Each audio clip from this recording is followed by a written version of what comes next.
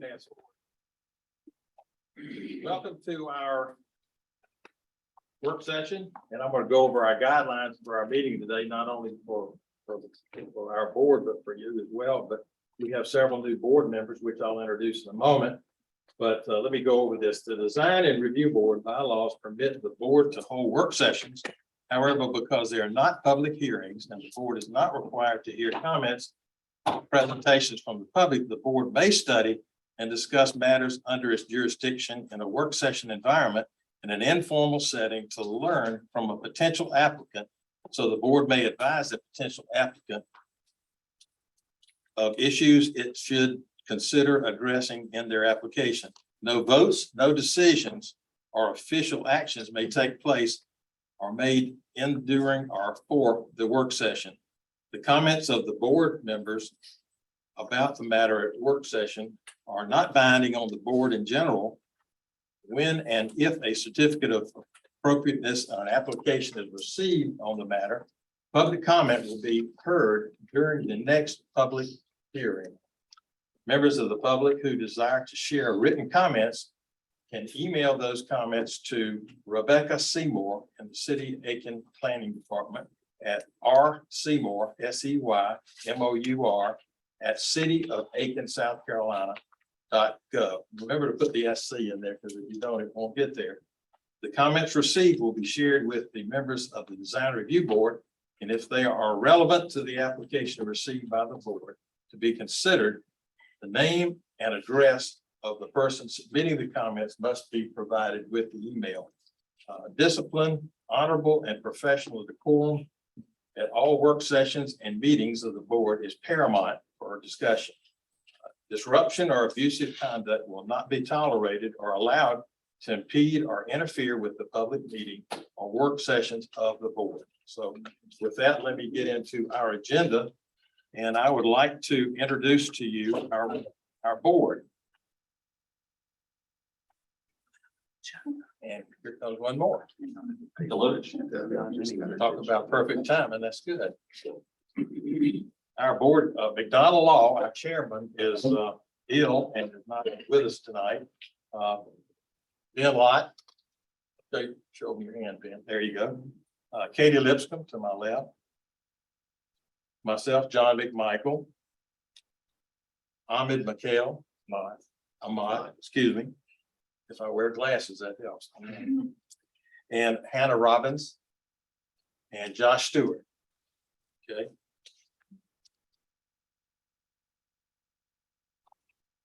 The planning department has added a new staff member recently, and her name is Rebecca Seymour. And I'm gonna give you a little background on Rebecca because I'm quite impressed with it. She's a College of Charleston graduate with a BA in Historic Preservation and Urban Planning and a BS in Business Administration.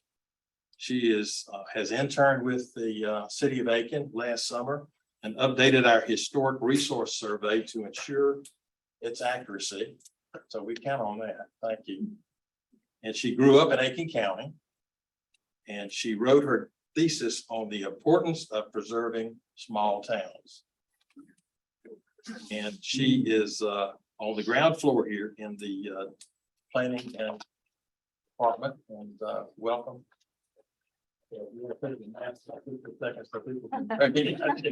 Hi. There you go. And with that, I am going to turn this over to our developers for presentation. Mr. Vice Chairman, Yes. before we start, could we have some questions, please? Because I'm very confused. No, sir, we're not going to do that. We're going to let. So you don't want to have procedure so that the citizens can understand what's going on? I'm Jim Hawley, I'm attorney for the Design Review Board. The chairman, vice chairman who's serving has already explained it. And if you want further explanation, you can contact the staff later. I think it's imperative that the citizens understand before the meeting starts. It's already been explained, sir. Sorry. To whom? By whom? By the vice chairman. That's the end of the discussion.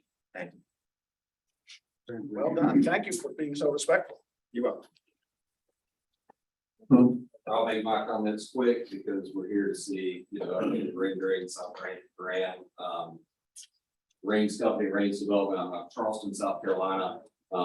Also represent our team of development partners and lead developer on this project. We'll do the same introduction because while we've been coming back and forth, some of the new members have not been privy to our whole team. Jack Levinson, LPA, responsible for the apartments and conference center. Sarah Finger, ODA Architecture, Charlotte, North Carolina as well. Oh, I'm not gonna be here. Thank you. Peter Rivera, FMK Architect, Charlotte. Russ Villa, FMK Architect, Charlotte as well. Stephen Overcash, ODA is not here with us tonight. He's with another design review board. So we have been here presenting since January, so we appreciate that greatly. Y'all have been kind enough to meet with us on several of these workshop sessions, which we were told from the beginning that would be a critical and integral part of this process to get into some of the details and discuss where we're going, make sure everybody's on the same page, understand, provide that feedback, and hopefully we can integrate it. We think we've done that both via public workshop sessions, meetings, and obviously numerous city council and DRB and public sessions. So what you're going to see today is what we presented in March, and with some obviously tweaks and revisions on the apartments and where they stand to date. You will see, so it's a kind of a reintroduction of what the majority or some of the board members had already seen, commented on, etc. Then we will get into the conference center. It has been put out there publicly, but not to be officially presented. So you'll see that kind of for the first time. And then you'll see the hotel, which we've all been talking about for several months, and the latest iterations of that based on the feedback to date. So with that, I'll turn it over to FMK, and we will start with the apartments.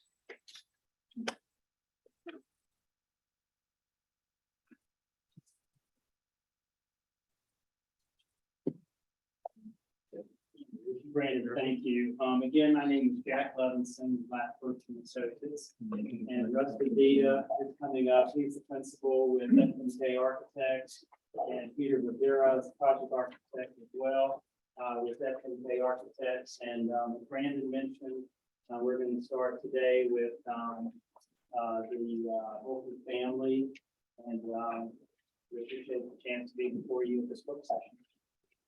Thanks, Jeff. My name is Russ DeVita, Associate Peter. Thanks everyone for your time, for being here and allowing us to present to you tonight. I don't know if we can get this to the first slide.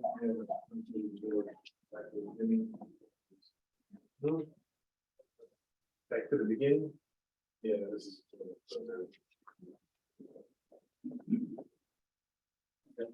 Okay. So these are the same present images that we presented when we first presented back in March. It's very important to understand that, Aiken, both the streetscape and also some of the architectural elements that make Aiken special. I think these slides are important, just again, showing the different scales of the streetscape in downtown Aiken. The variety of the awnings, the balconies, and just that scale and size, I think are important as we start to approach this design.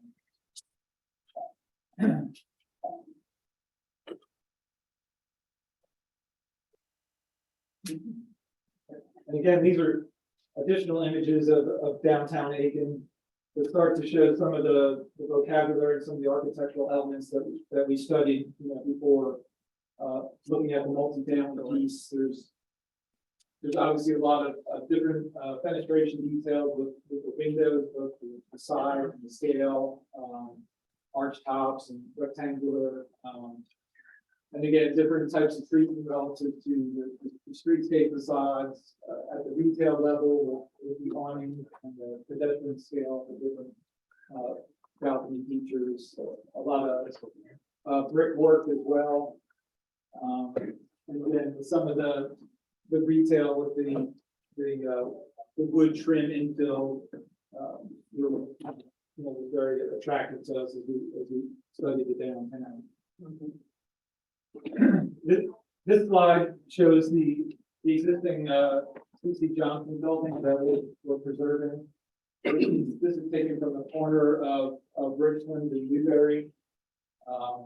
This was, the only historic photo we could find, but you can start to see the original openings and how that originally presented and how it's been altered over time. But our intention is to bring it back, to that form. Again, these are just the more facade images that we looked at before we started the design. This is a project we did with LPA and Jack's group in downtown Rock Hill. As you can see, this is a 5-story building. This is right at the end of their main street. And these are apartments right here in the corner of the lobby. So as you can see, we kind of integrated the amenity features at the first floor, as well as had apartments all the way down to the ground floor. Again, just some different, how the corners expressed, we thought was important in this project. And here it's a retail facade, but it has that trim work that kind of really expresses itself. If you can you come to this side, that's the significant folks are just over there on the wall, having a little hard time. Yeah, that's fine. Sorry. And again, just some more facade, showing different variations with the brickwork and windows.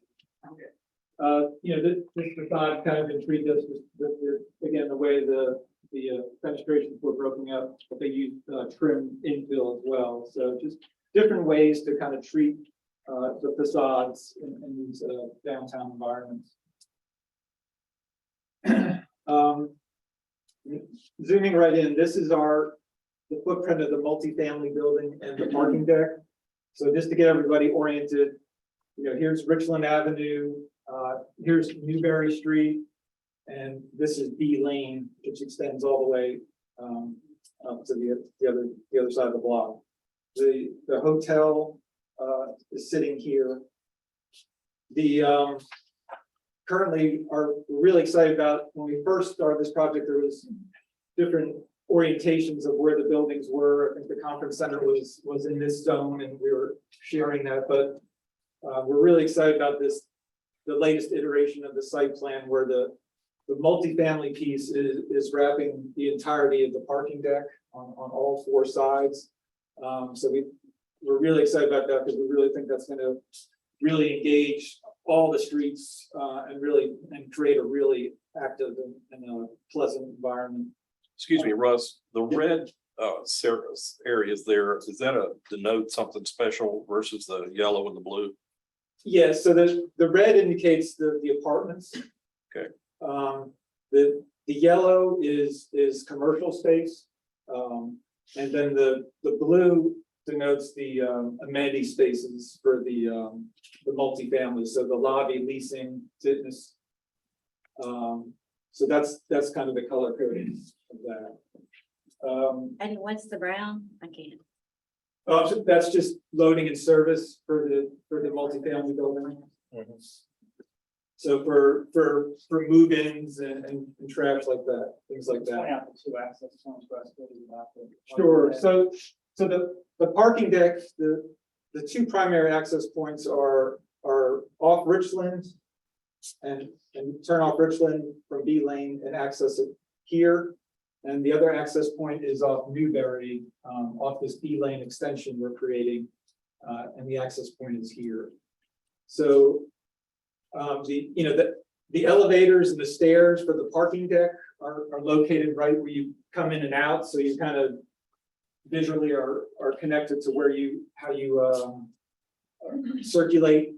After you park your car, you kind of find your way back out, and then there's good connectivity between the hotel B Lane, which extends up to the alley, and then the conference center up there, and then obviously you can walk all around the block on Newberry and Richland.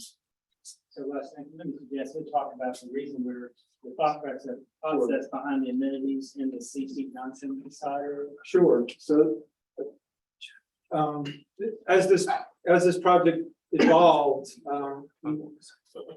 with this new configuration, we're excited about, we're able to actually house the amenity, the lobby and the leasing, kind of the front door of the multifamily building in this is the footprint of the CC Johnson building right here. So right there. So this is the existing corner of the Newberry Street buildings. And as you can see, we originally were, I believe, encroaching 70 feet into Newberry Street. As you can see, as the design has evolved, we pulled that facade back, so we're only 40 feet. And as well, we highlighted here, we pushed our building back 5 feet on either side of the CC Johnson building, but above, we've also pulled the entire facade back 10 feet, which you'll see in some of the sections in the renderings. And let me just add that, one of the things that we like, the thought process behind having our welcome area, our lobby, our manager's office, in the CC Johnson facade area, is we can tell that story about the history there. We have a project that FNK Architects is our project manager in downtown Spartanburg. And there's a couple, Helen and Lionel Kennedy, who have a big philanthropy history there. And we're going to be able to tell the story, the name of the project and them and this and that tie. And so in our areas where people are coming in and learning about the project, learning about the availability, we can also have some ability to talk about the history. So we want that.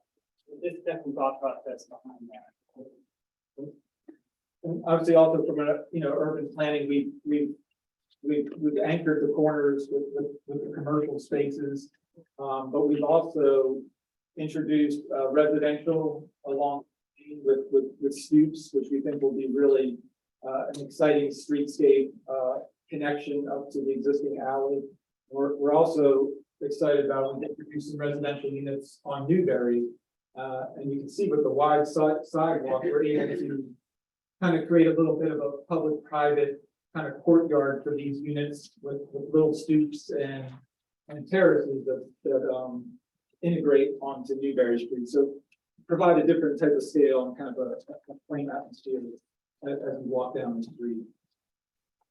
The parking deck, just a little bit on that is, we talked about, there was a lot of desire for a flat plate parking deck, which we're able to achieve in this configuration where you're just ramping up in the center here, both ramping up and ramping down, and then at each level you're on a flat plate and you can just circulate around. I think we're all excited to get that kind of efficiency, and it's just very user friendly.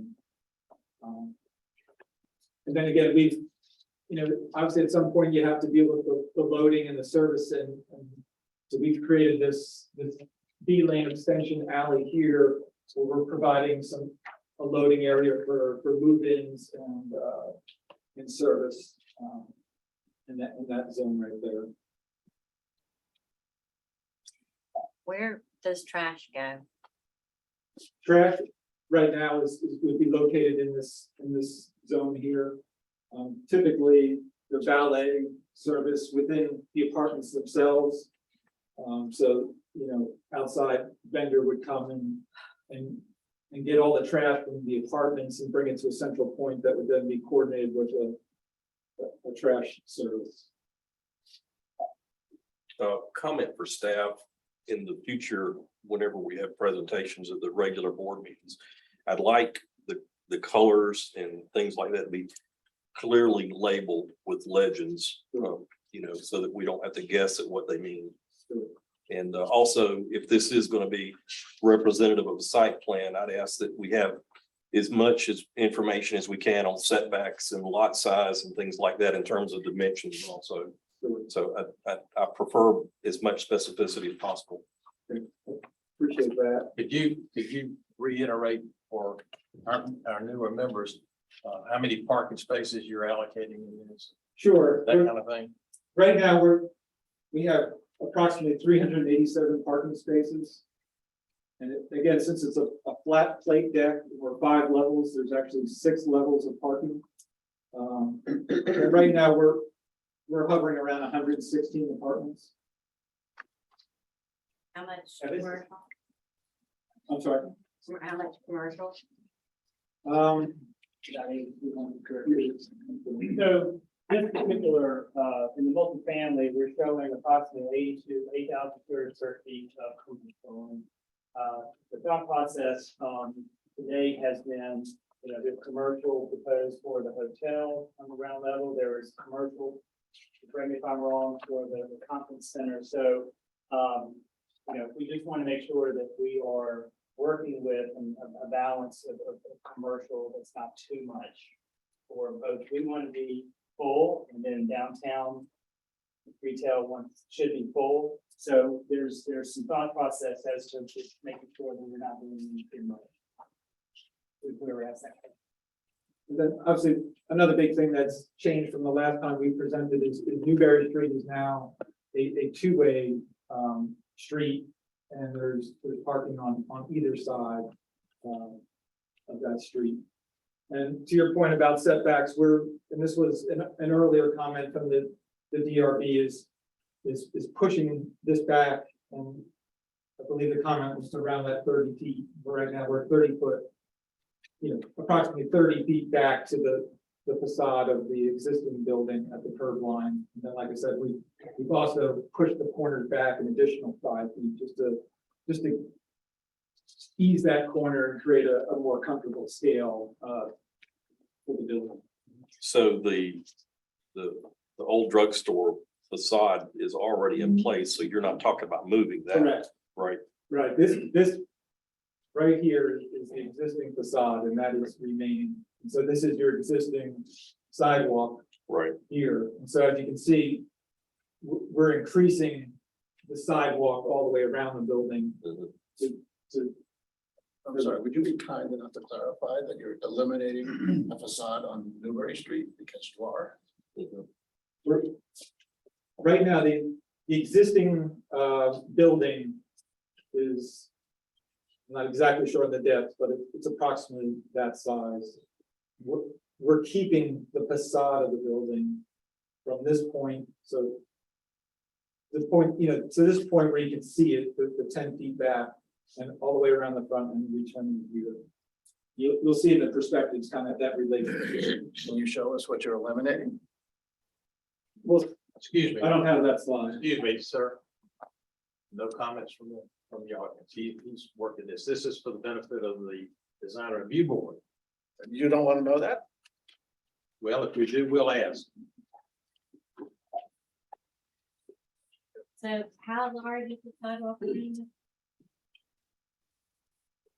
I mean, you don't have to be exact. just- The sidewalk, and it'll show up in the section a little bit, but the sidewalk around the front stays the same, but it's approximately 25-foot sidewalk to the edge of where the parking is.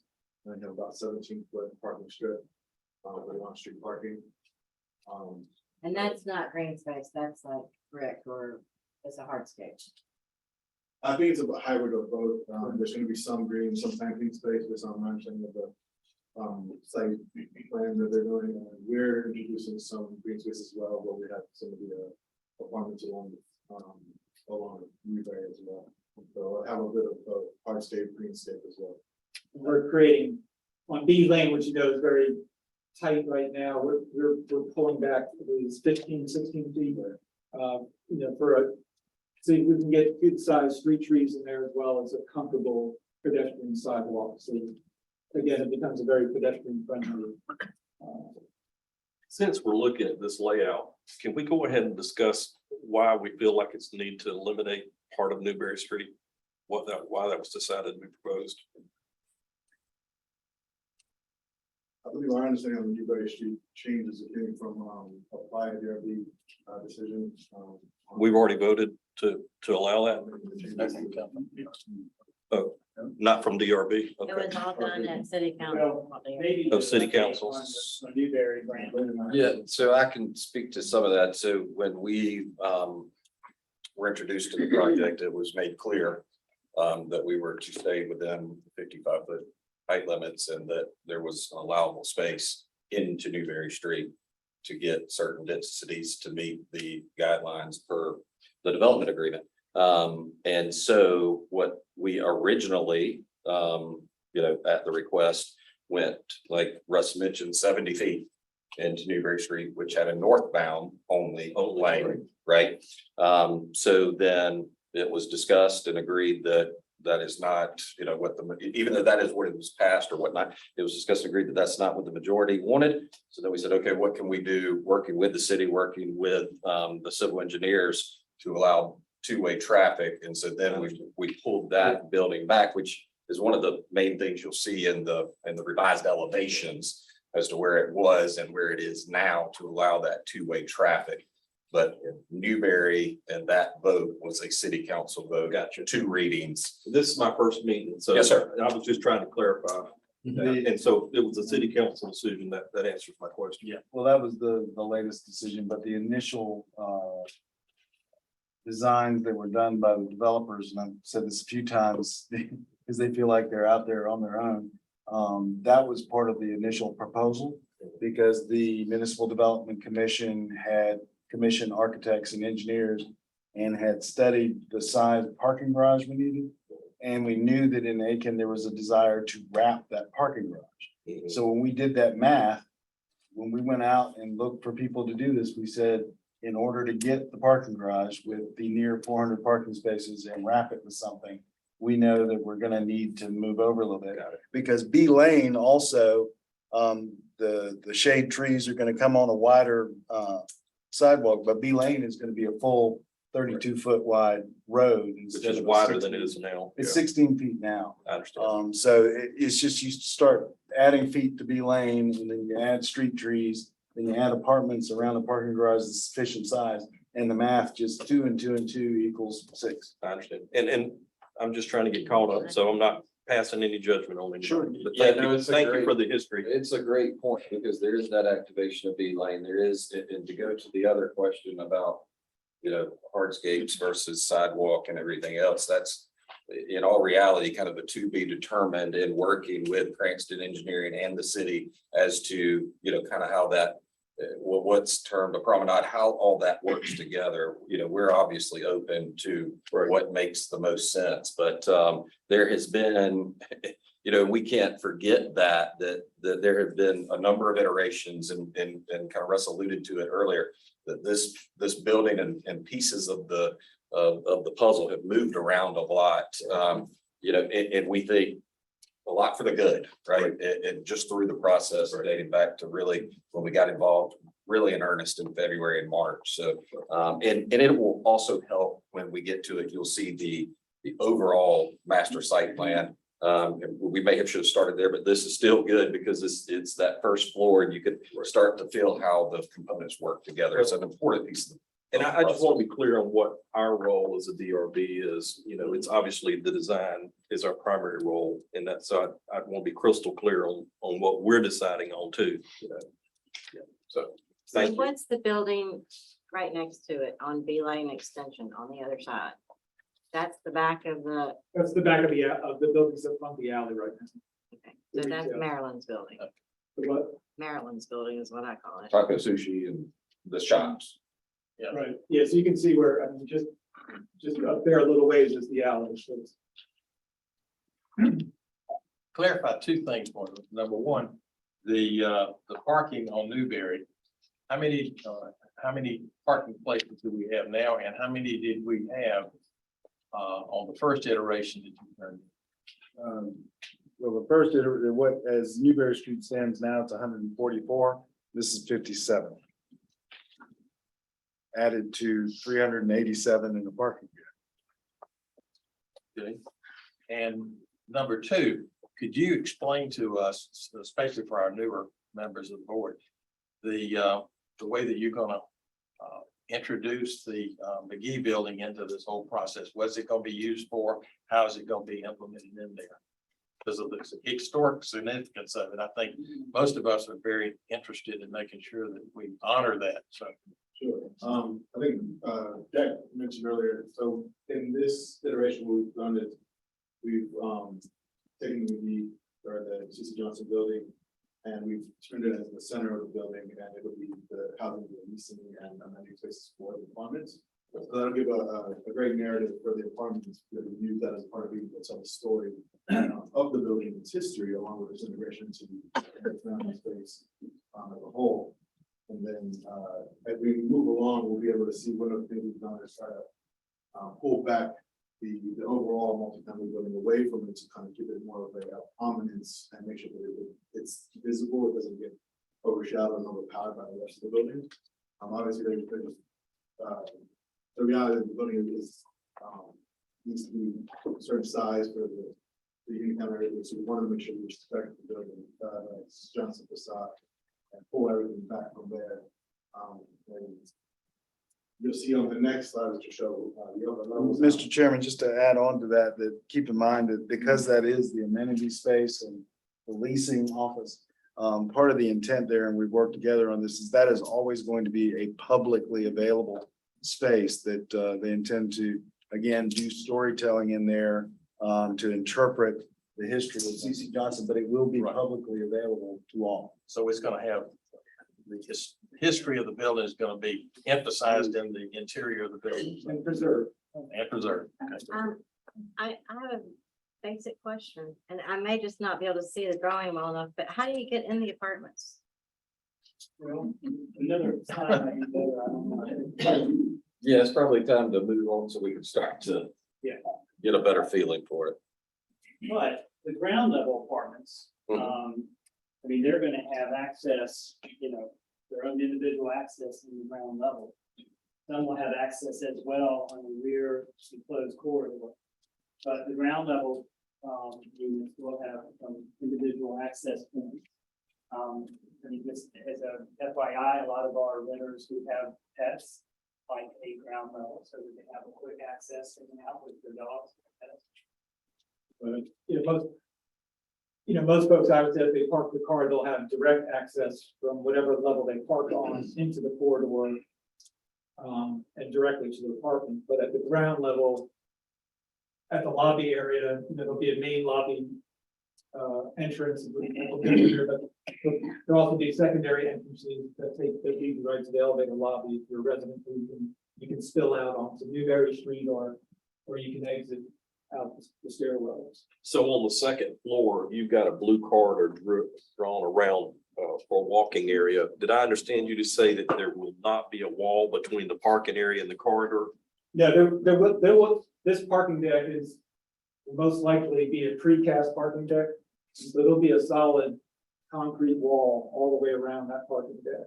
Full wall. or Right, part- full wall. And so when you're inside in this corridor, when you pass through that door and you go into the corridor, you won't even know there's a parking deck on the other side. Gotcha.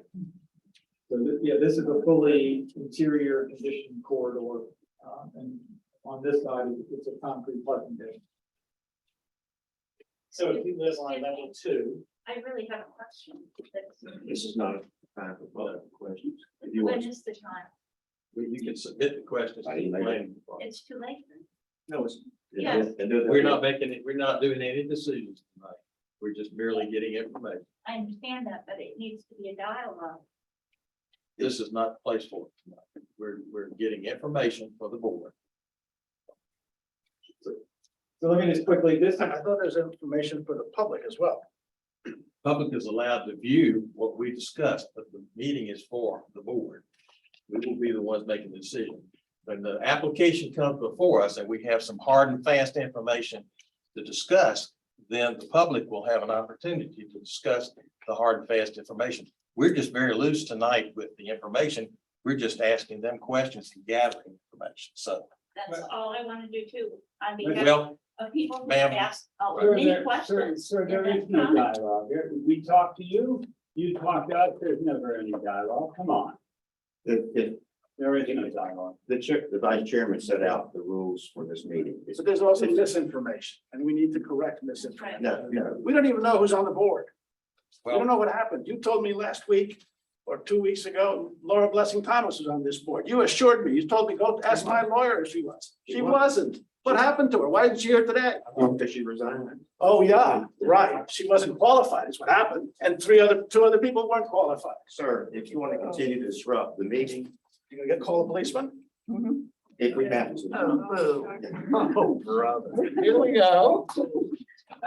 We're following the proper process and. No, you're not. And this is being recorded. It'll be on Zoom. People will have a chance to look at it. You have an opportunity to send email questions in. And whenever it formally gets to a point where it's presented through an application, there'll be public hearing. And people will be allowed to talk and say whatever they want to, as long as it's relative to the application. There's plenty of opportunity for dialogue. You can, After the contract is signed. There's no contract being signed. this is all preliminary. Nothing's going to happen until all the approvals are given. And it's gonna take months and months, I would think, for that to happen. We don't even know if the developer is properly selected. We've asked you to verify that for This us. is not the place for that If kind of Do you question. want to have a meeting with a developer who isn't properly selected? Mr. Rinaldi, you always want to distract from what's trying to be done and interfere. No, with sir, it. I'm not. Yes, you do. And so I'd ask you to be quiet. If you got 100 questions, put them in an email and send them, and they'll be reviewed. And appropriate, if there's That's not information, Public discourse. and if there's information that results from that, it'll be posted online at the Design Review Board website. That's not appropriate. I'm sorry. Public, so as called for by the state. Everything that's being done is being done legally. We're not going to discuss it any further. There are multiple opportunities for input. There have been opportunities for input that will continue to happen. Tonight is not the time for that. And hopefully we can get through this and all learn more, which is the purpose of this. It's not to evaluate it, it's to learn what's possibly coming in an application. That's the only reason for this meeting. It's not to make decisions, to back people in corners. It's so you're hearing what they're hearing. So hopefully that's helpful. I mean, I think it is, if it's helpful. Listen, I'm learning things. So that's, you can disagree with it and respect the disagreement. Was that announced before though? Was it announced ahead of time? There would be no public comments? This Was there works. any indication given of that before? No. If it was, can you cite it? No. The work- Secondly, there's been workshops before, city council, they've been cited as public meetings by the AMDC. This is a Okay, work so, session. so the impression out there now is that workshops are public meetings. They've been cited by the AMDC as public meetings. So please correct the fact I that, don't know correct what, them that I don't public know what- workshops are not public meetings. I don't okay? know what, Let's be consistent. I don't know what meetings or hearings or public sessions. We should catch up on the issue then. It's posted on the website. You're supposed to know. If you would quit interrupting and show some respect for people. If you show some respect and announce ahead of time what the rules are instead of when people get here, that would be respectful. I appreciate everybody having an opinion, yeah, I really do. But we can't respectfully all get information out, everybody keeps talking over each other. That's true. Okay, thank you. I just have one last. Let's just set the comment. record straight. As the chairman, and we can disagree, that's fine. Yes. The chairman said, the bylaws specifically say that there is no requirement that there be public presentations. Okay, Okay. that's in the bylaws. You should say that ahead of time. I understand. I respect what you Yes. just said. Okay, thank you. Let's continue. Sure. So this represents the typical upper level plans, levels 2 through 5.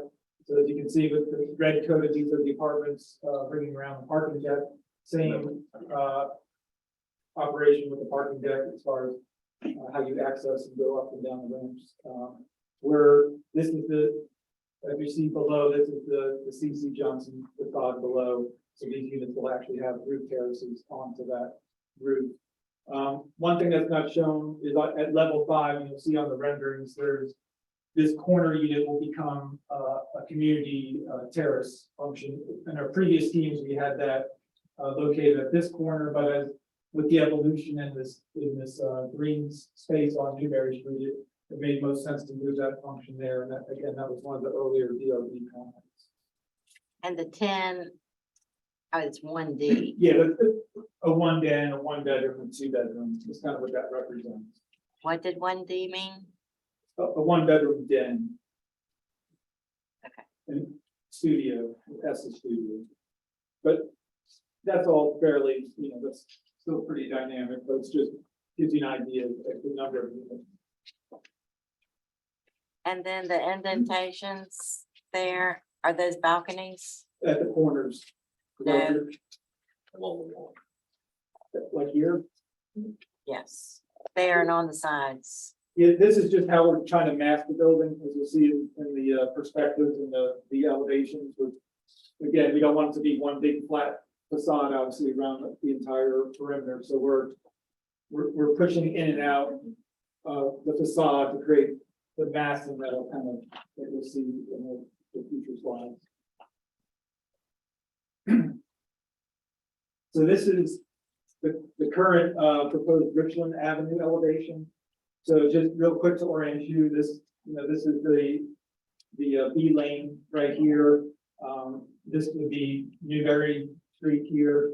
This indicates that dash line and that hatched area indicates the existing length of that facade when we first presented. And as you can see, we pulled that back in now. But this is still very much in keeping with what we had first presented. This is the historic facade of the C.C. Johnson building. As we alluded to before, we're bringing that back to how it originally looked when that was first built. And this would have the main entrance to the lobby would be here, and the leasing functions, and as well as some of the fitness and amenity functions. Was the main entrance on the CC building in that center location, or is that relocated to that? This has always been the high.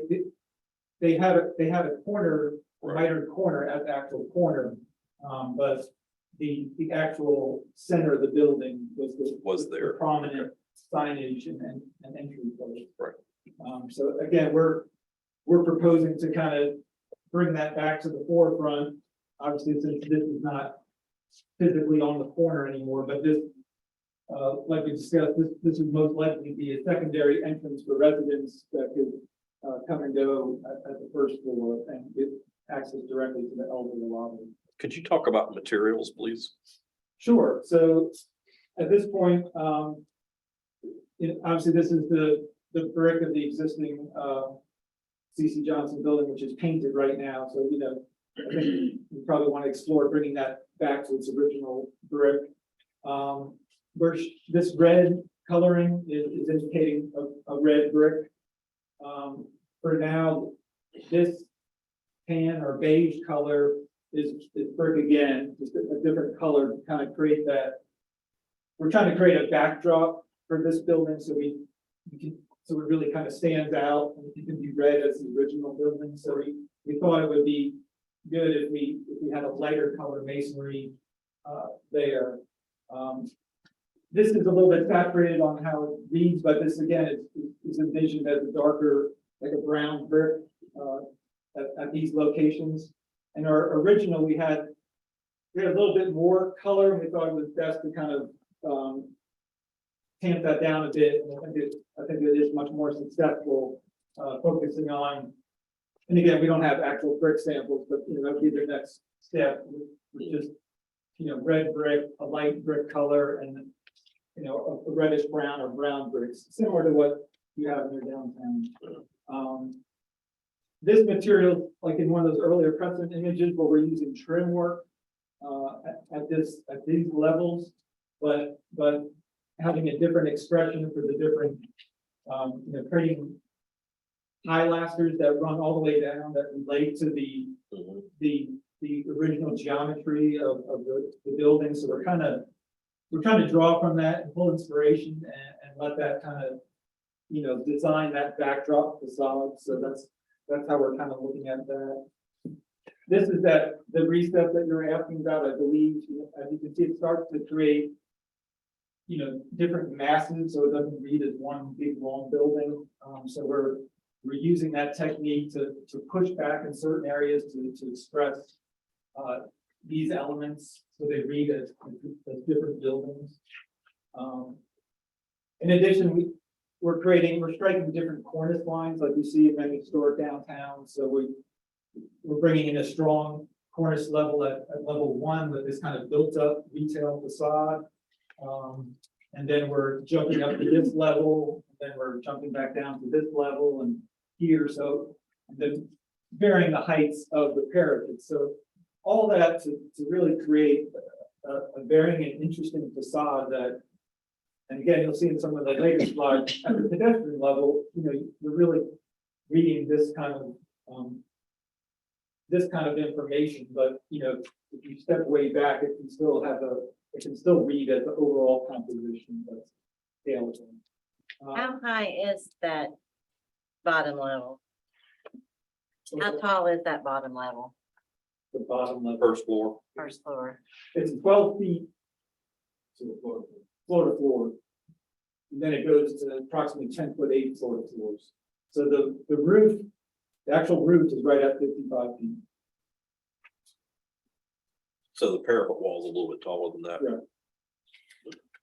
Because I'm not a staunch person on the 55 feet, because if you wanted it to be 56, I wouldn't care. If it makes good design, but has that been a hindrance to you? Like, I mean, if you had 56 or 57 feet, would that make a difference?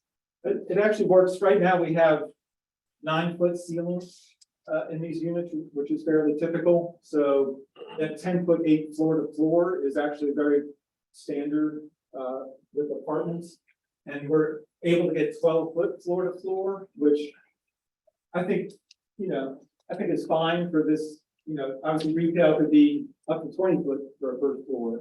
But I think overall, I think it's fine for what we're doing, especially since we're able to vary some of the cornice heights as well. Talk to me about window materials, please. Sure, I think we're proposing, like, for example, in this historic facade, we want to bring that back like it was originally built with wood, kind of surround wood trim to create that character. Again, here we see this as a much more of a built out wood, kind of trimmed out surround. But I think we would be also introducing storefront, kind of some of these punched openings. And then as you go, so at the first floor, I think it's all going to be that kind of that level of detail where you can touch and feel and see that it feels like it belongs in the downtown. And as you go up, these windows most likely will be they're vinyl windows for the most part, and you can get them in different colors. But essentially, these windows from level 2 through 5 would be vinyl windows. Are we talking about having operating windows or fixed? They'd be operating, yeah, they'd be single hung typical windows. All the way up? Yes, yes, and then there'd also be operable door panels that, whether we have like a Juliet balcony or a cantilever balcony, or here we're kind of recessing the whole plane behind the main plane to create an actual terrace. So, so these would be, French door panels kind of in those locations. A lot of times with historic buildings, we're very interested in the grid pattern and how the grids are applied. I noticed on some of your floors, you've got various grids in the windows. Are you thinking there'll be like a typical vinyl window with the grid in between the glass, or are you thinking there'll be exterior applied grids? I think, ideally, they would be, you'd have a grid on the outside and the inside, so it has some depth to it. But I think that's just something we need to look at as we get further into it. I think it makes a big difference when you look at a window and it doesn't have an exterior applied grid, because it looks almost like a mirror, as opposed to having that break with the grid. And I like what you're doing here with the changing up of the facade and the materials. I like how you're accenting the old building. I think those are all good steps. Almost everything you're saying here looks good, but I see the grid work there, and I'm worried that if we have no exterior applied grids, that it's going to look like a bunch of mirrors, and then that's going to lose the whole effect. Yeah. I agree. It looks more industrial that way rather than. Right. Yeah, I think one of our goals with the windows was, that is something that we really picked up on, what we saw here in Newton, it wasn't already, so we wanted to. In the same spirit of what's already going on, how we can find new products, new materials today, new technology that can still represent a similar scale, similar articulation that created. Is it not a variety in the lower class as far as window types, window grids and all that? Yeah, I think it's fairly regular right now where we, we just have a single, there'd be the horizontal sash of the actual window. And then there's one vertical grid. And that, back on the present image, that's up where we're kind of picking up on those large Right. windows. It was less of like, a 6/6 or something. It was more of a simple cross like that, but I think. Well, I think changing the grid pattern from section to section would probably be a good idea too, so that it doesn't look so uniform, but I'm just saying where you do have grids, whatever pattern you finally decide on, that I think, having something to help break that outside mirror kind of look up would help add a lot to the building. Right. And why do you change materials in those two end buildings as you progress up? It's the color, so it's the same, this is all brick from here to here. But again, we're changing the color just to add that, to create that variation in scale, so it doesn't read like a 4-story element, it reads like a 2-story element, a 2-story element on top of it. So it's just kind of, similar to classical architecture, it's just different, the base, the hack, the stack, so just creating that different rhythm. I mean, again, I think these colors, we've kind of played around with them as we've developed it, but I think, certainly I think we can look at kind of where, how we color it, but that's why we did it, just to break it up in scales. That probably bothers me more than anything about it, is changing the materials as you go up.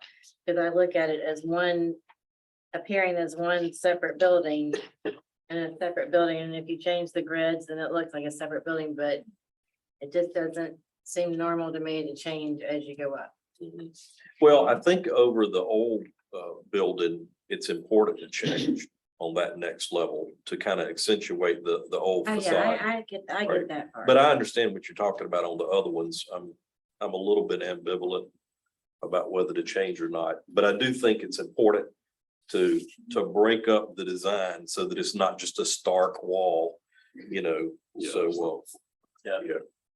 Yeah, I think, I mean, like, obviously that's one, again, it's one material, one color. This is one material, there's two colors.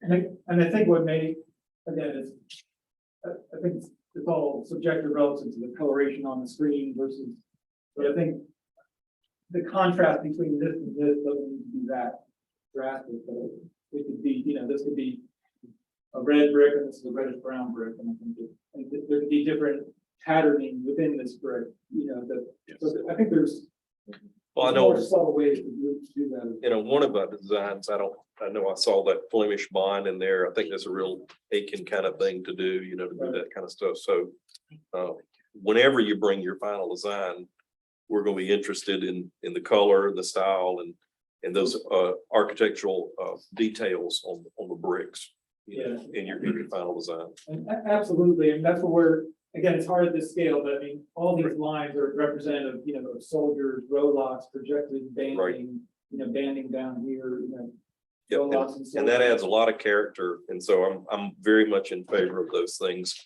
done appropriately, and you guys went to school to learn how to draw, not me. So that, want you to make your best recommendation. So that's the Richland elevation. So the next slide is, this is the Newberry Street elevation. So again, you can start to see, we're taking some of the elements and language of that elevation, and we're using it on this elevation, but this is that corner, this is the corner of, this is Newberry and Richland here. So this is that corner element you're seeing on the left side of the other elevation. Again, creating that recessed element here to break up the massing. And then this is a similar element, but it's wider, we've introduced another grouping of windows there just to vary the size of that element. And then we're kind of repeating that same language that we were using at the C.C. Johnson facade. And again, like I said, one of the things we're real interested in and excited about is by introducing some units down at the street level, we're pushing this plane back a bit, and then we're pulling this out and creating these covered porches and these raised planters that you saw on the site plan. So kind of creating that quaint streetscape you see, like, you know, like in row houses and things of that nature in other cities where you have that, you know, that change in scale between the pedestrian sidewalk and kind of a more public-private area at the stoops of the residential units. So that middle section is residential on the first floor. I'm trying to remember what you Yeah, have. we can shoot back to that slide. real It's okay. quick. I was just trying to keep it in my mind. Yeah. But, And yeah, so there was commercial on either side of that, right, so those are the bookends there. right? That's the bookend there. Yep. Okay, thank you. Residential above. And then this is, again, we're trying to carve out those corners, you know, make them prominent with the individual terraces for the units. And again, creating a real variety of different types of terraces, not just creating bands of terraces like we see in a lot of apartment buildings. So we're really trying to vary that language of whether it's a Juliet or a cantilever balcony or a recess balcony. So to add to that, Russ, on the balconies, this is the first project that we are looking at that has, I'm not correct, it's 30% of the balconies, but it's a lower percent. Right. We have done 100% balconies on downtown residential before, and we're liking the dynamic of this design to have fewer balconies, not just every single unit having a balcony. We think it's going to look better and feel better, and there was a photo that we had at the beginning that was the downtown Rock Hill project, and you might not have noticed, but every single unit had a balcony. And here, I think this is very dynamic, we like it a lot. Well, I like balconies and, you know, if you look at the way that did them on the Ace Hardware building, I think that's very Those are tasteful, you I know, like it. and so I think that's a great idea. I don't think that we ever want to have a Bourbon Street with people hanging off the balconies and wild parties in it. So, yeah, We go to that point, we'll have, I'm like, damn. right. they're Okay, fine. well, some of us do want that. I don't- And then this is that, the Seaborn in perspectives, but this is that community feature for the apartments where this will be a rooftop community terrace where there'll be a lounge up here, but it's pulled back on both sides. And Right. you'd actually be able to view down to Newberry Street and into the alley. Yeah. So back on that previous Newberry Street perspective, because Lucy, I'm sorry. Katie brought up an interesting point about changing the facade. I felt like it was important that you did that on the Richland Avenue side. Have you considered maybe not changing the buildings and making them look more like a building run all the way through on the Newberry Street side in order to give it a little different feel than the way it looks on the Richland Street side? In other words, the center might be all the lighter color all the way to the top. Yeah, I think Tell me that- your thoughts on that. I'm not, I think it's to differentiate between the color, you know, this again is brick and this is trim siding painted material, so. And I think it's been like you're saying earlier, you were saying maybe more extending this further so that it would be more of that and less pieces and. yeah, because We talked about that, and Yeah. one of the concerns that we had, as we looked through Reagan was, you know, there's not a lot of long buildings. Right. And so we didn't want to Right. come here with what's already a big building and just pop it down and make it feel massive. We were trying to vertically break it up, so we wanted to do that same thing as we came around you, but I do think, you know, we've talked internally, and there is some validity to that as well, we thought of that as a way to differentiate the Newberry from Richland. right. So it's definitely something we've done. And I think Our first concern was just creating something too big and, you know, Mhm. Newberry, one thing that changed is, some of the development of this project happened my first time, because that this facade actually got longer. Mhm. So we were able to be more sensitive to it, if you make the center all one piece of that, so you can shoot a much Yeah. bigger, massive building. Right. And I like how you make this look like 5 buildings in here, you know, but like I said, back to Katie's point, why can't we have each building, if you want to call it that, have a uniform siding all the way up? Maybe do the top floor different, because then that kind of helps to break it up so it doesn't look so tall, Right. but maybe have, a red brick building all the way to the ground floor, and then a white brick building all the way to the ground floor. So I'm just kicking out ideas here. That's a good point. More so We color talked than about material. Yeah, well, materials and color, so. the dark color seems to fade away, so I think that helps. Right. And so I like these things where we break the buildings up. What I'm saying is maybe have this all red, but then leave that so it kind of hides. And then maybe brick again all the way to the bottom here, and then maybe take the white further up or something. It's just an idea, and everyone else can take that idea, so. But it doesn't have to look exactly like Richland, I think is my price. And I think those are all good points, and I think they'll see in perspective how the math is really, I think you'll appreciate the mathing as you see it in perspective. But the other thing to consider is, what we're kind of thinking about is, we still have these two other elevations that are kind of alley elevations. Right. But they're not back alley elevations, and I think there's definitely we want the language and the architecture to be somewhat consistent on the two public street Okay. frontages. And All I think, because I think what we're gonna need to do is kind of change the pattern language as we turn. For the and go alleys. down the alley. Right. I think that's gonna, and again, what we develop there may start to come back and inform you, so. And I like that you're making B lane wider, because that's gonna need more of a decorative facade, with a wider, more accessible street. So So- go ahead. So where you say on the top, it's trim siding, what does that mean? It's Like like part- painted, like painted, Yeah, like it's cementitious panels that look like wood trim that's painted, so it looks like wood good word I trim. never heard, So- what did you say, cementitious? It's- Yeah, it's So you're speaking a product that basically won't rot or Hard- last. hard- but it- Hard to say. So you're speaking of something similar to hardboard planks, like it would be of the time period. Right, like hardy, hardy trim, it basically looks like wood trim. but- Now, hard to trim and hard to siding are two different things. Yeah, we're not talking about hardy, not lap siding, we're talking about trim, like this is. all trim. Understood. And then it's like a flat panel, so again, but it's hard, we're trying to replicate, the historic kind of language, but, with something that'll last a long time. So it's more of their panelized material. Arguments, it's totally different. A similar product, same composition, just it's usually smoother, more opinion, doesn't have it's a lap siding effect. So this is not what that would.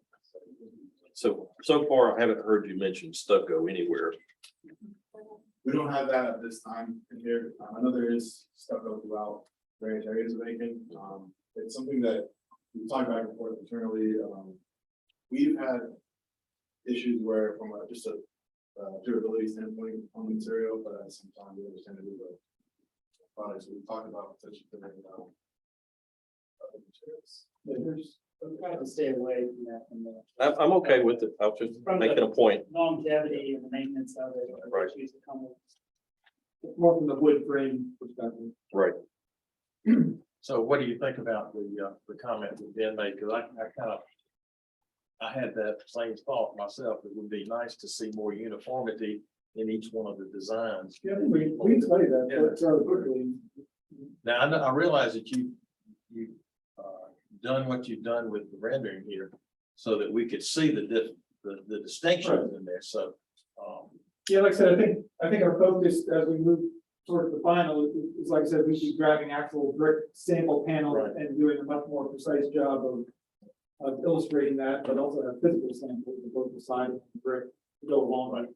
right, Russ, I think both of you at one time or another had mentioned that the consistency of the brick that you see downtown is a common brick color that we see all over Aiken, and I really hope that that's part of the process. Yeah, absolutely. And I think that's kind of what we're Right. showing in red, and like I said, I think we're just thinking of a variation. I mean, here, this, like we talked about, that's an obvious lighter color, but you have some that's just painted brick, but I think this is the one we can obviously work on either matching or having subtle. Now, the Richland Avenue side, I really do like the fact that you have highlighted that area that the facade is gonna be in. It really highlights it and makes it an important part of that whole structure, so. Yes, You know, another thing we like in Aiken is painted brick, just in case you hadn't noticed. This is the, more perspective of the Richland, having, facade, and then you can see more of, how the season connecting, the building kind of integrates into the rest of the building. One thing that you can see a little bit better here is, and Russ noted it, on these corner units, you have balconies integrated into the corner, so they don't stick out, but they're within. But one of the goals that we wanted to do, you can kind of see here is, make that as open as possible so that the weight of that corner is not as heavy and you can actually see that there's more area. So that would occupy this corner in a similar condition here. And aside from the roof terrace on the other end, there's a similar condition there. So that helps kind of take the weight of the building down. So as a pedestrian, you can start to see daylight through the building and feel like it's a little bit more of an airy space as you're walking around. So on top of the Johnson building is a terrace. this wall is 10 feet back of here, so we think this offers us a great opportunity for these units. There'd be a privacy wall extending from that pilaster to the back of this parapet. And you'd have an actual, large patio terrace out there where you can actually have the privacy afforded by the parapet, but also have this. Because this parapet is taller than the typical rail, it'd be up here, but these folks would have this kind of private patio behind the facade. Are these apartments or condos? Apartments.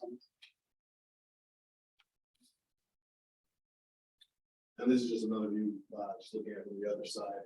And we get another idea of how the Richland looks. Obviously, hotel would be down where west is over there. That's feeling. Feeling is kind of what looks right now, as you see that. A smaller scale, but some pedestrian, if we had on some side streets that are allowed to, or integrate that side, but develop components of that. Right. In your original idea pictures at the very beginning of the presentation, there was a wooden storefront on the corner picture. I don't know why I was picturing that, but now I'm seeing that it's more of a iron Right. overhang than a wood cornice. Yeah, we're on this corner, we're showing that, and then on the two Newberry corners, we're showing that. So if you go back to slides. Yeah, so this would be more of that, wood trimmed corner, whatever the establishment here is, a restaurant. Or something like that.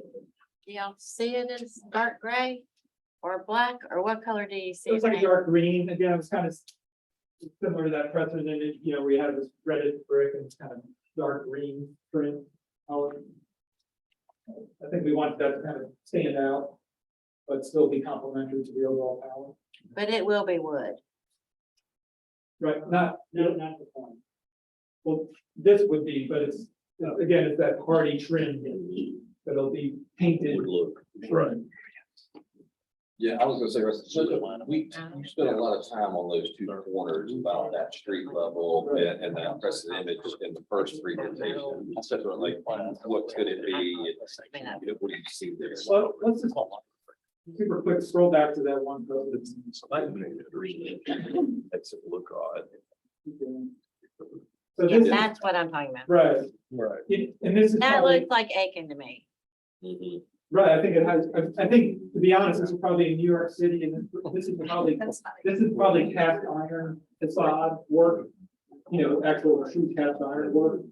But I think there's, like, for example, this hotel right here, it has, this has, that infill wood kind of surround that is typical in your downtown neighborhood. So I think we're basically looking at different ways to do that at these corner elements. And then if you scroll back to that perspective we were just looking at, I think the other thing we're doing that's probably not clear in these head-on elevations is we're also carving, in addition to what Peter was discussing with, you know, pulling back the facade at the corners, we're also doing at these entrance points to these prominent corner features. So again, we pulled the building back.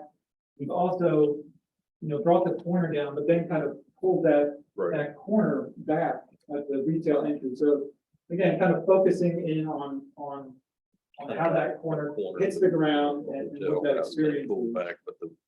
So again, this is a very common kind of detail in old towns, Right. at the corner retail pieces. There's always great ways of how they deal with that corner. So we kind of take some homage to that with kind of how we're articulating those corners.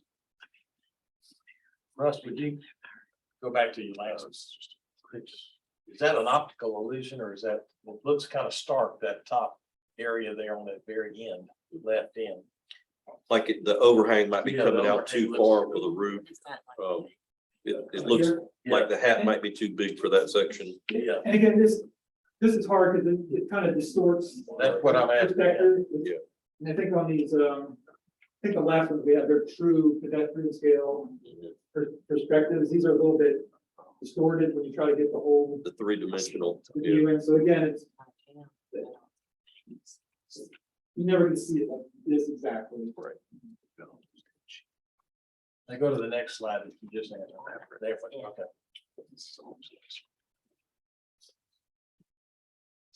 And yeah, and again, we're kind of, you know, putting some cornice detail along there. Yeah, that's nice. So we can go to the next one. I think these are, we did the same type of perspectives on Newberry Street. Again, these are kind of taken from a, you know, a vantage point, you know, I don't know how you're not gonna be levitating, but I think it just gives you an overview of kind of the overall massing of the building. So again, you know, creating that really interesting corner element, carving out the corner terraces. And then this is, I think, where it really starts to show how important it is to kind of, instead of running this continuous, having these different forms that break up that building, give you the variations in how it steps back.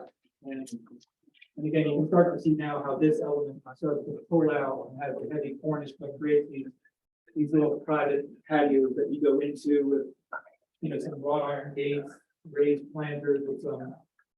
We picture you got some decorative street trees, you know, you'll have the main larger street trees, but within these little planters, you could have some nice real small scale decorative trees where you. And the other thing we're looking at doing here, but also on Beat Lane is with that 12-foot floor to floor on these first floor units with the recent apartments, we're elevating that floor up plus or minus a foot or so to create a few steps up to the street, again, to create that separation, that horizontal separation as well. And just, you know, again, we can't mimic like a brownstone where you're going up the full flight of steps, but we're still creating that separation that I think is important to create that public-private sense there. So I think those are, and again, you can start to see that roof terrace element there as well. How much machinery is on that roof? I'm sorry. I mean, how much of that roof surface do y'all need to use? And the reason I'm asking is I like seeing a little roof and everything's flat. And I know they're 55 feet, but does it all have to be flat? I think this, personally, I think this style of this kind of architecture, I think a roof form is gonna be a little bit foreign, on these elements. So, I mean, we talked about that a little bit internally in terms of like, you know, you introduce a mansard or some type of roof form, but honestly, it didn't seem in keeping with the Aiken architecture and the downtown architecture, at that scale. And if anything, it starts to create, Have roof? it really starts to add to the height. I think, Right. What we're concerned Hey, about.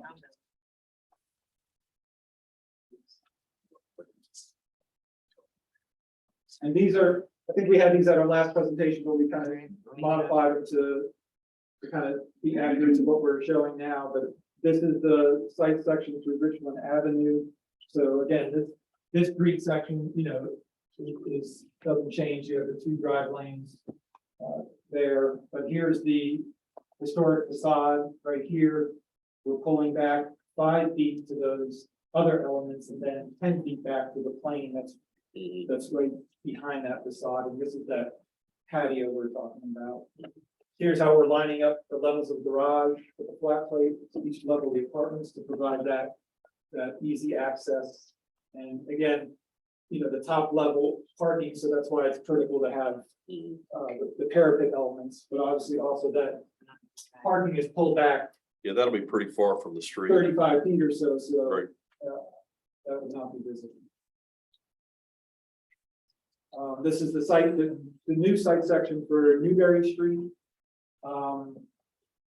Again, we were, you know, all the way out to here with the original, with the last iteration, but now we pulled it back, still a very nice sidewalk, dimension to have outdoor dining and just a nice flow of pedestrian access, and then, but also providing the parking on both sides of the street, plus 2-way street, which I think is great to keep that connectivity. And I think the final 2 slides are just, again, we've just taken, these are more, you know, accurate to what you would literally see as if you're walking on the street at eye level. So, like I said, you can really start to see how, you know, this is really what you're able to kind of see in your cone of vision. You know, you can see the street trees, you know, the outdoor dining, the detail at this level. And again, we're looking at bringing back all that existing storefront trim work in the existing facade. And again, this is looking down Newberry, but kind of focusing in on these residential units like we were discussing, so you can start to see how that, you know, that patio would be with its gate and its stoops and raised planter. And then you have some of the commercial elements beyond. And again, just you can see, you know, how the balconies will start to kind of create this implied height as you walk down there. And again, this is where this cornice line, as you look at that, that's what your eye kind of picks up and sees. So that's kind of the logic for how we're addressing all those different cornice levels and variation in color and different ways we're doing windows. I think that's And just, in the cross section on the street, the average parking space in Aiken is too small. And it's about 14 feet deep. Those are 17, so a pickup truck can actually park. On that same regard, Tim, Yes. is the streetscape gonna go all around to the corner of Park and Orange? Because it seems like we're addressing around every corner, but not that one.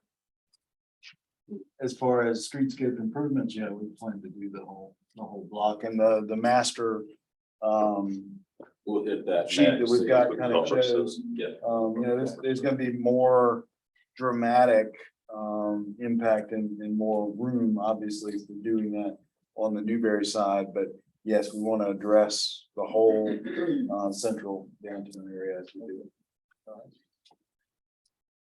Thank you. Is that a good stopping point? Yep. It's 10 minutes until 7.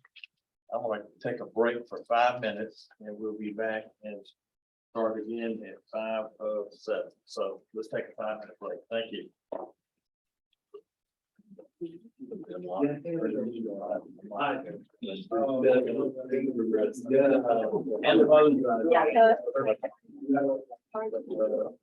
No.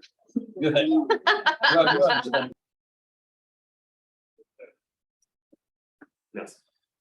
And, you know, I mean, there's been iterations where we were using this building, the only real constant has been the hotel. And then through. time. Yeah, hold on just a second. I'm sorry. We we took the break and I paused everything, so I will get it right back up now to share the screen.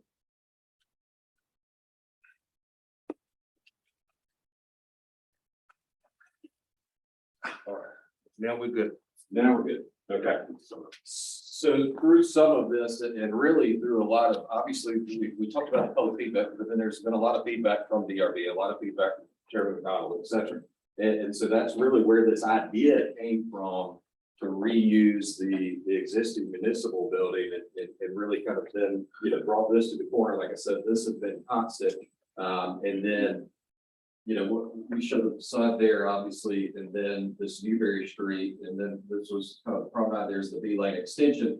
But, where Russ was talking about these apartments here and now this addition of a couple of units here, it's really this whole activation or widening of V-Lane, as we see this obviously great asset of the alley of how do you tie on to that? And so then, once this municipal building turned, it was kind of that same extension, and there's some of that additional retail, that really then aligns or mirrors with those existing buildings that we were talking about, Whiskey Alley, et cetera. So then, you've got this wider street landscape, et cetera, V-Lane, you've got what's going on with Newberry, the extension.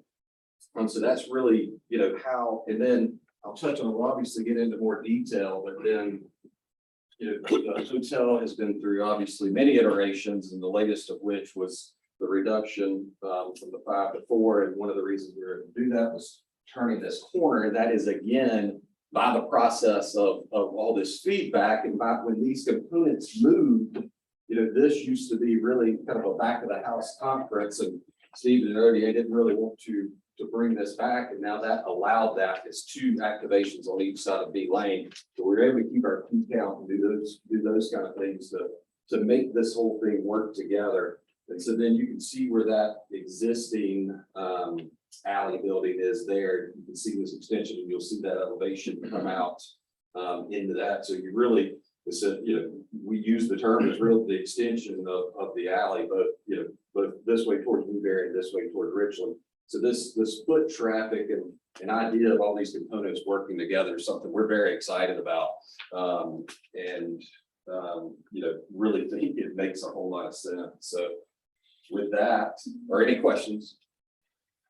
Yep, with that, Sarah. Is our next slide conference center or hotel? Should be conference.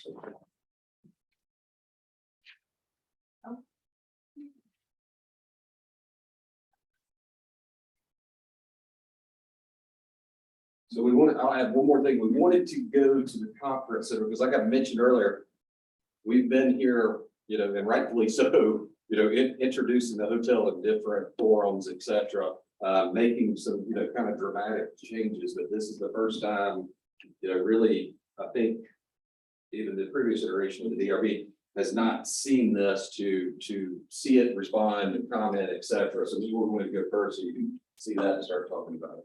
Right, so as Brandon mentioned, pretty much all of the conference center so far has been presented at public forums, but we really wanted to bring it to you guys here today to show that we're trying to maintain the alley as much as we can and maintain that foot traffic and that engagement, especially smaller retail that's on this side. So what we're proposing to do is add additional retail onto the side of the conference center on the ground floor, about 4,000 square feet of retail with a coffee shop as well on the far side. This could also be adapted to office space, whatever is needed to make this space work for the city of Aiken. And then on the second floor, what we're proposing is a 5,500 square foot conference center to really be used in whatever way the city may need, whether banquet hall or weddings or conferences itself, which once the hotel is built, would really encourage people to come to the city, bring a lot more commerce to the city as well, and bring a lot more people down. Really adding this conference center where it is now has allowed us to liven up the alley even more than it already is, because we're just gonna have constant foot traffic coming down all the time from the hotel.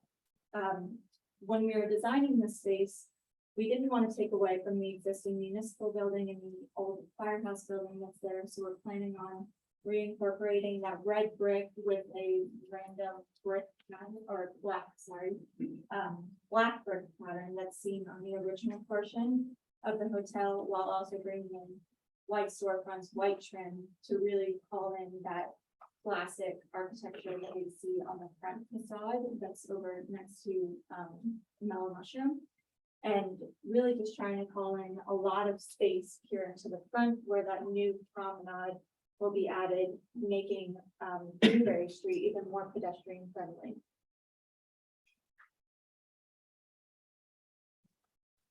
This is just kind of another shot to show you guys how we are trying to encourage even more pedestrian traffic down the alley by adding more retail.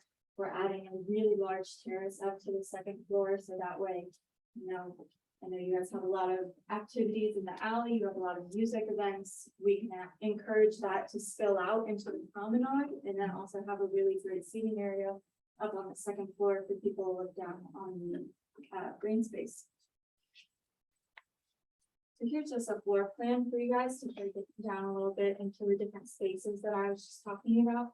But as I mentioned before, we have about 4,000 square feet of retail on this front street of the alley here, with a couple lobbies allowing you to get up into the conference space when needed.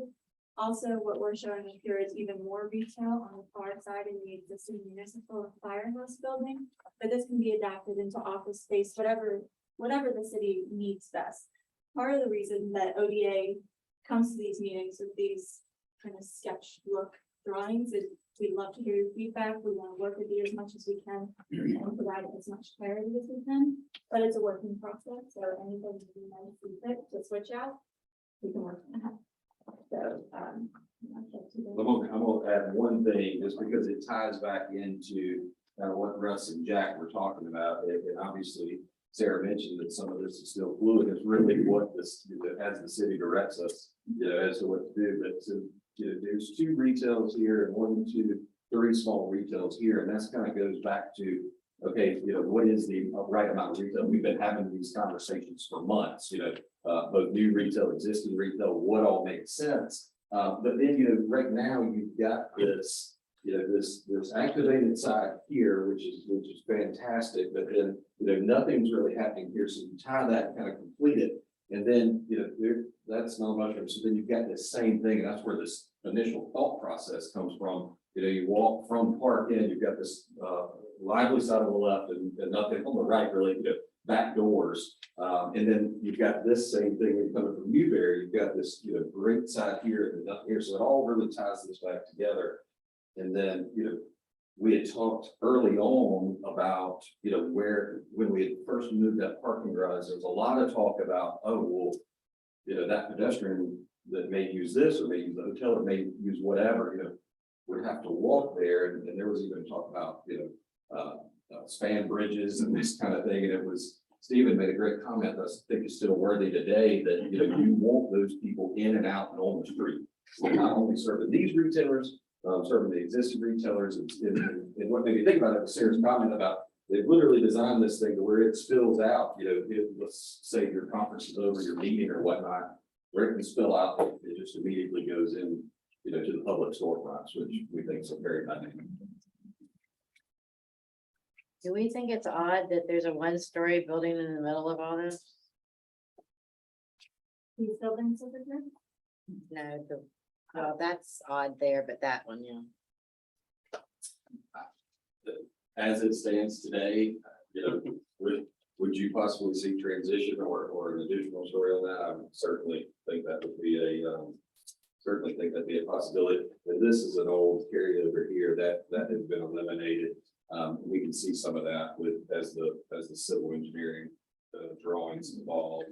I think we picked up some of that on the master site plan, but that is or just a open space. I believe that still may possibly a stage band area, or it may just be just great open space there. So, Did we lose our band space in that footprint? In the, where it is currently? Yeah. No, we preserved, see that notch out at the back? That's. I wish I had a hard copy of this. Yeah, it looks like, it's pulling the band area more out to Newberry than the alley. Is that what you were looking for there? Are you looking at this area? Yeah, the present space is still. Oh, yeah, no, it was, that was immediately told us that is absolutely not being touched. So it's preserved in the present state. We're not selling them. I'm sorry, when I said band area, I was meaning here towards Newberry, right, where the garden, it says garden done. That was a first iteration and everybody said, okay, well, let's tweak that, get more public space. So that's what that is. The same amount of space would still be available at the rear of the building. Yeah. Doesn't- Right. And the police wall would be there, would still be there. Is that drawn on there, Tim? We got from the back. It's the, The old. is that the second floor? The second floor overhangs it, which it does now. The first floor goes all the way back. to the- I don't know if we're showing some street trees in there, but we're not filling in that.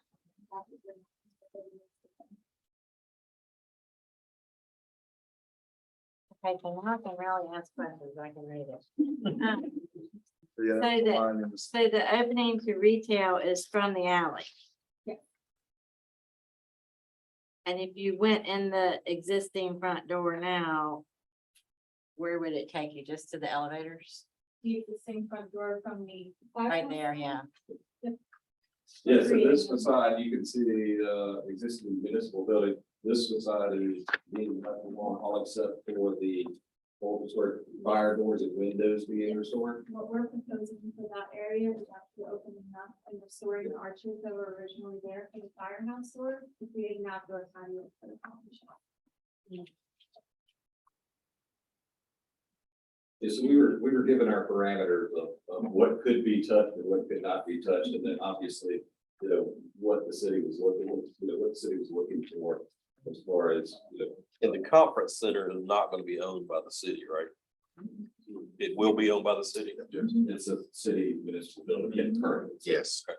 Yes, so this is, yeah, in conjunction with, you know, what the needs are. The city has no interest in owning or operating retail, and that would be severed off. Right.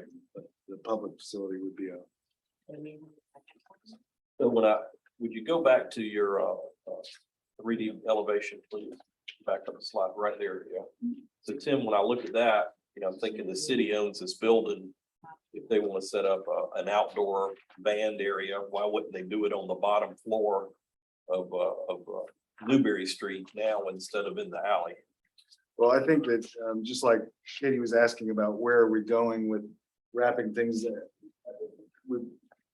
I think about this all day, every day. But you think about the back of those one-story alley buildings. Right now, they're all utility and nastiness, and that is gonna be beautified. Right. What we're talking about is creating new distinct areas on a B that we can't even imagine yet. It's around behind a hotel between residential and retail. So there could be events that go on there.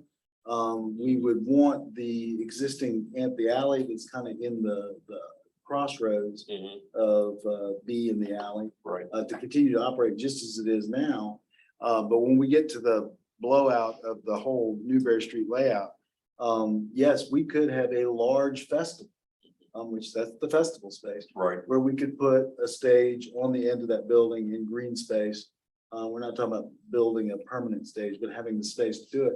And that happens regularly now. We do bring the stage in and have a festival that will be, So in the future, you're still thinking you would block off Newberry Street and have festivals on Newberry Yes. Street in the future? Yes. Is that kind of what I'm understanding? the one wrinkle that we think is really important about this is that, yes, Newberry Street will continue to be a festival center that can be blocked off for weekend festivals. But a larger than the middle of the alley, but not quite big enough to close the street without having to move the cars and all that kind of stuff. Now that you have a larger green space that covers pretty much half of the block where the festivals are anyway, Right. you could actually have a festival without foot, Gotcha. if that makes sense. Yeah, yeah. So it's kind of More of a an intermediate area. small, medium, large, Right. and then we also see an opportunity for multiple. There may be, and I think lobster races at one point, if you remember, they used to have bands all around downtown. So we think we could do something like that. Okay. I know that's not part of your presentation, but thank you for entertaining my questions. Yeah, no, it's an important part as to how long this works together. So Yeah, and part of our reasoning for really bringing this terrace up a floor is because we want to provide as much space down here as possible. We know that there is a lot of concern about coming out into Newbury, and we want to make it as pedestrian friendly as possible so that people are encouraged to walk down the street, to go to the retail in the apartments, to come to the retail conference center and the existing. So, you know, it looks like you kind of kept the theme of the existing municipal building all the way around, you know, with the brick and the roof, the green roof with the pitch on it and all. And I like the way you kind of kept that theme going around.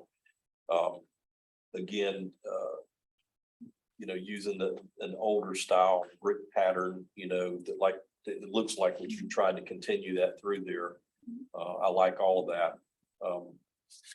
Tell me some more about the tables, like the windows and that sort of stuff. What do you see those made out of and that sort of stuff? We see them being made out of storefront, especially here on the corners where we want to have a nice open stair. What we're kind of thinking is not just low stair, especially at night. So that way you can see all that activity that would be happening in the conference center, if there's a wedding or if there's some kind of banquet happening, being able to see everybody coming up and down the stairs. Definitely storefront on the ground floor. Trying to preserve what's being shown on the existing municipal building, the white storefront. And like you said, maintaining more classic architectural style with some arches underneath the terrace. Right. So no mirrored glass and that sort of stuff. Yeah, I'm glad you mentioned that, because that's one thing we've talked a lot about is how these three buildings work together, right? And it's where we started, it kept up with this project at all, you know, where the hotel rendering started, right? And where it's evolved to. And one thing we've tried to constantly say is, because we were asked to, and we were ready to do so, is to introduce not the entire project at one time, 6 months in, look at, you know, different pieces at different times, so the DRB could dissect each one individually. And so we said, okay, well, that's fantastic, but in some degree, we've got to be able to see all three of these working together, because that matters, right? And it's, you know, some of the things we'll probably get into on the hotel and brick patterns. Obviously, it makes sense to continue this with the municipal performing arts center across the street, and that all ties in together. And then you've got the apartments that, you know, just went through in detail. So then you really start to feel all these things, to look at them visually, where one of the reasons we went away from that with the hotel. So it's not those exact same patterns over and over again, especially along Richland, that you would see. But it's an important point to make, and eventually we will get to where, and we were there in one of the previous presentations, but you can start to see all three of these buildings working together. And I'm actually really glad that the apartments went first as well, because as you were talking about earlier, you guys were talking about the different materials that are being used throughout the project. And the apartment has a really great knuckle for both this whole site and also the materials being used throughout the whole project. But we received a lot of comments about the different materials, different brick especially being used throughout the entire Dallas project. And as I'm showing here, we're keeping with that historic traditional red brick with the occasional black brick pattern. And then when you transition over to the apartment side, you have the more red and gray brick. And then when we're transitioning to the hotel, we switch to the gray. So it's a little separate. How'd y'all come up with this terrace design? It just, when I think about looking at that and then looking on down, and you've got 1-story buildings on the whole other side of the road. And you've got Lionel Smith's on the end of this. And this on this side, it just seems a little lopsided. I mean, it seems heavy.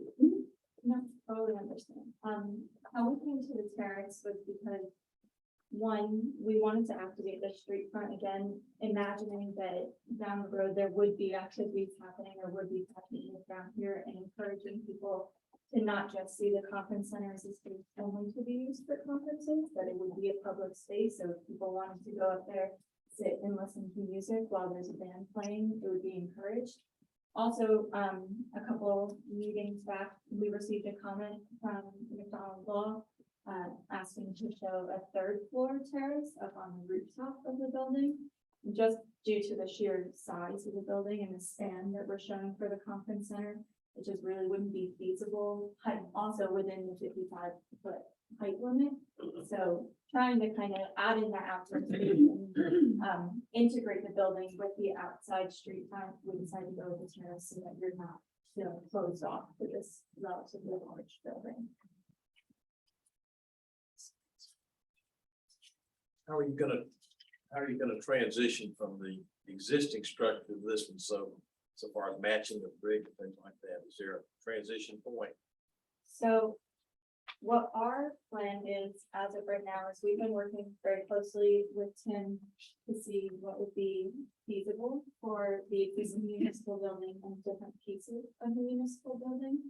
The way that we have this project designed right now is, if you could actually go to the first floor plan. I'm sorry. Because this building would be, and the kitchen on the second floor would be servicing the city the same way Newberry Hall does now. We wanted to be able to provide them a service entrance where they can bring their trucks and their supplies in. But doing so does limit us to a higher height on the first floor, forcing us to bring the entire part of the new addition of the conference center up to 18 feet. The existing building, how it's built now, is at 13'3" floor to floor. So what our plan would be is to use the second floor where there's a transition from either conference center to office space or conference center to breakout rooms as our stepping stone, essentially, where when there's that shift in program, that's where we will be addressing the shift in floor levels. So I guess the second floor then would have stairs at some point. If you could go to the second one. We actually, Tim and I had a meeting today, it's changing already, it's a working process. But as we're showing it in this drawing here, as we're transitioning from the exclusively conference space where we have the large ballroom spaces, we're showing a couple of stairs down with an ADA lift so that people can get down to the lower level as well. So how many Show where the line is for the old construction versus the new construction. The firehouse is here. The existing municipal building is here, and this is all new. How many kids do you see in that 5,500? The entire space is 367, and then once we get broken down into smaller spaces, I believe these two were about 150 each, and then these were about 80-ish each. Can you do that with movable partitions, I guess? Yes. And so the service area is, that is upstairs floor space. The kitchen space, The service area on the left is storage, I would assume. this is more so just the being able to take items from the kitchen and from the storage space into the different meeting areas, basically. Line out of these, so that way you don't have people, dealing with garbage past people in the food kitchen space. So creating a different hallway for all that to be happening. One other thing that's unique kind of about the evolution, the design and the moving components that we keep talking about is Newberry Hall is part of this, operationally.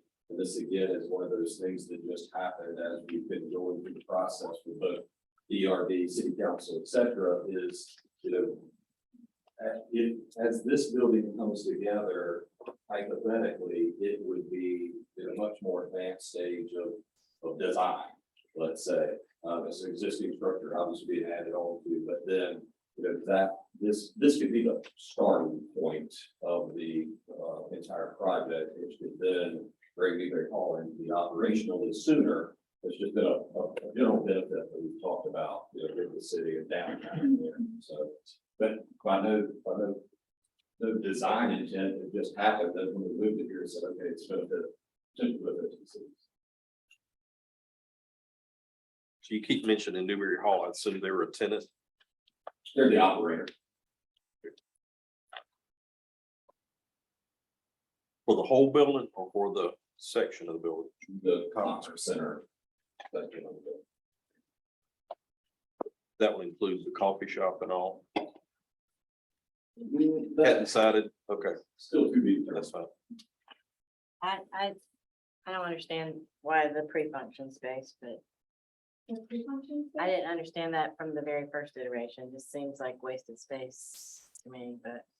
Generally, the way that we see pre-function is kind of that intermediate space, so let's say a lecture is going on in this space. And then it transitions to being dinner afterwards, rather than having that change happen while everybody's staying in the room. They can come out to the pre-function space for a cocktail hour, appetizers and stuff. So how wide is that space? The pre-function right here, Mhm. at its widest, 22 feet, at its narrow, 10.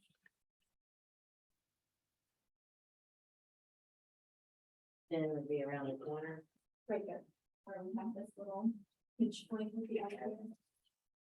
Yeah, and that goes back to your terrace, which I think that's a great, I go to a lot of these things, that's what you're generally doing is mingling around in the pre-function, and then that's prior to the meeting, go into the meeting, and then sit down and maybe you have a cocktail afterwards, and I think that spillover opportunities are really, really nice stuff. So that terrace looks like it, its deepest point is probably 30 feet, 35.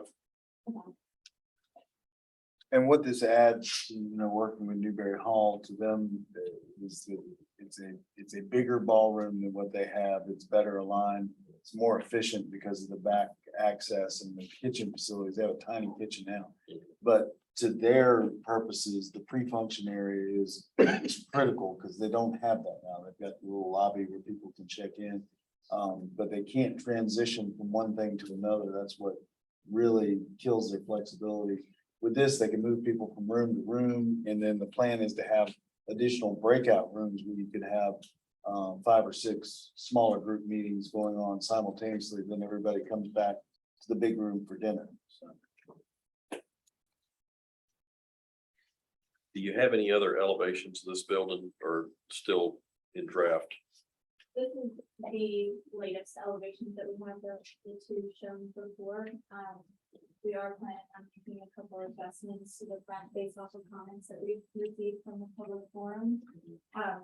Generally, just with the facade that's facing the alley, we received a few comments that it was too large, too flat, so we want to make a couple of adjustments with on the internet, so that we're not just. I was just curious what the windows looked around the other elevations and things, windows and doors, what they look like. That's next up, and really it was some of the evolution of today and walking in and getting the plan set and really determining what is needed on the inside, which is obviously going to drive some of that design intent on the exterior.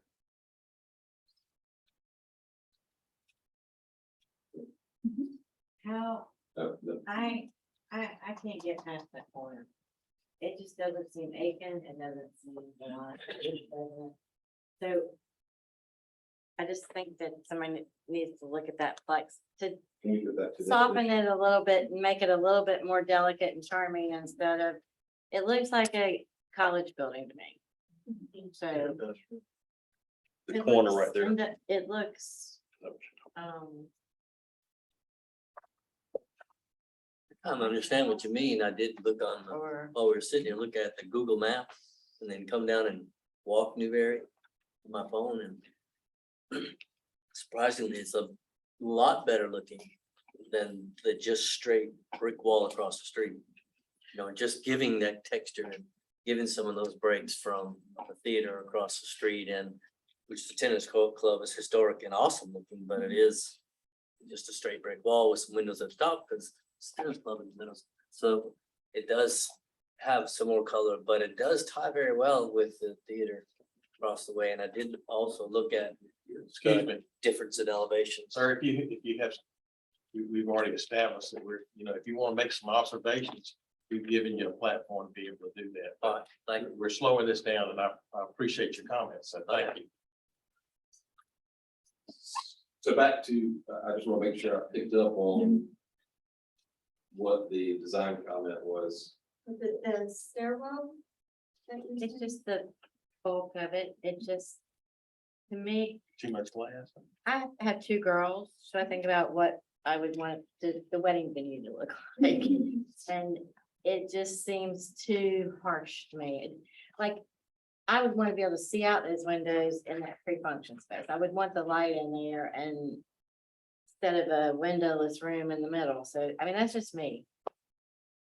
Is there a wall between the free function space and the main, or is that a movable wall or a permanent wall? A wall between the pre-function space and the ballroom. Right, There's a wall. there is a regular constructed wall. Yes.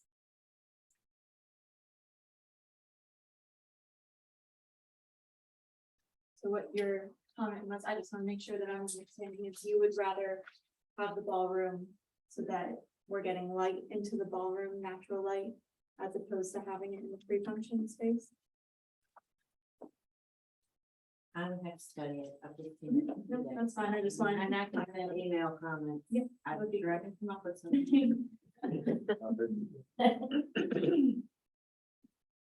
What is in the separation between the wall that separates the balcony from the interior? What's on that wall? I can't tell from the This drawing.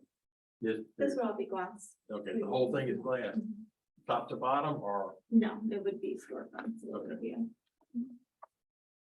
Yeah, even if there was a wrought iron insert there, or something with some vines growing on it to mimic the alley entryway, which McDonald's not designed those, the the arches. arches. Just to tie that in and make it just a little bit more charming. Yeah. Like I wouldn't want my wedding picture taken in front of that corner. I'd have to soften it a little bit. Noted. All right. Any more questions about the conference center? Or are we ready for the hotel? Right. Yeah, head to the hotel, please. We're Third. gonna go back.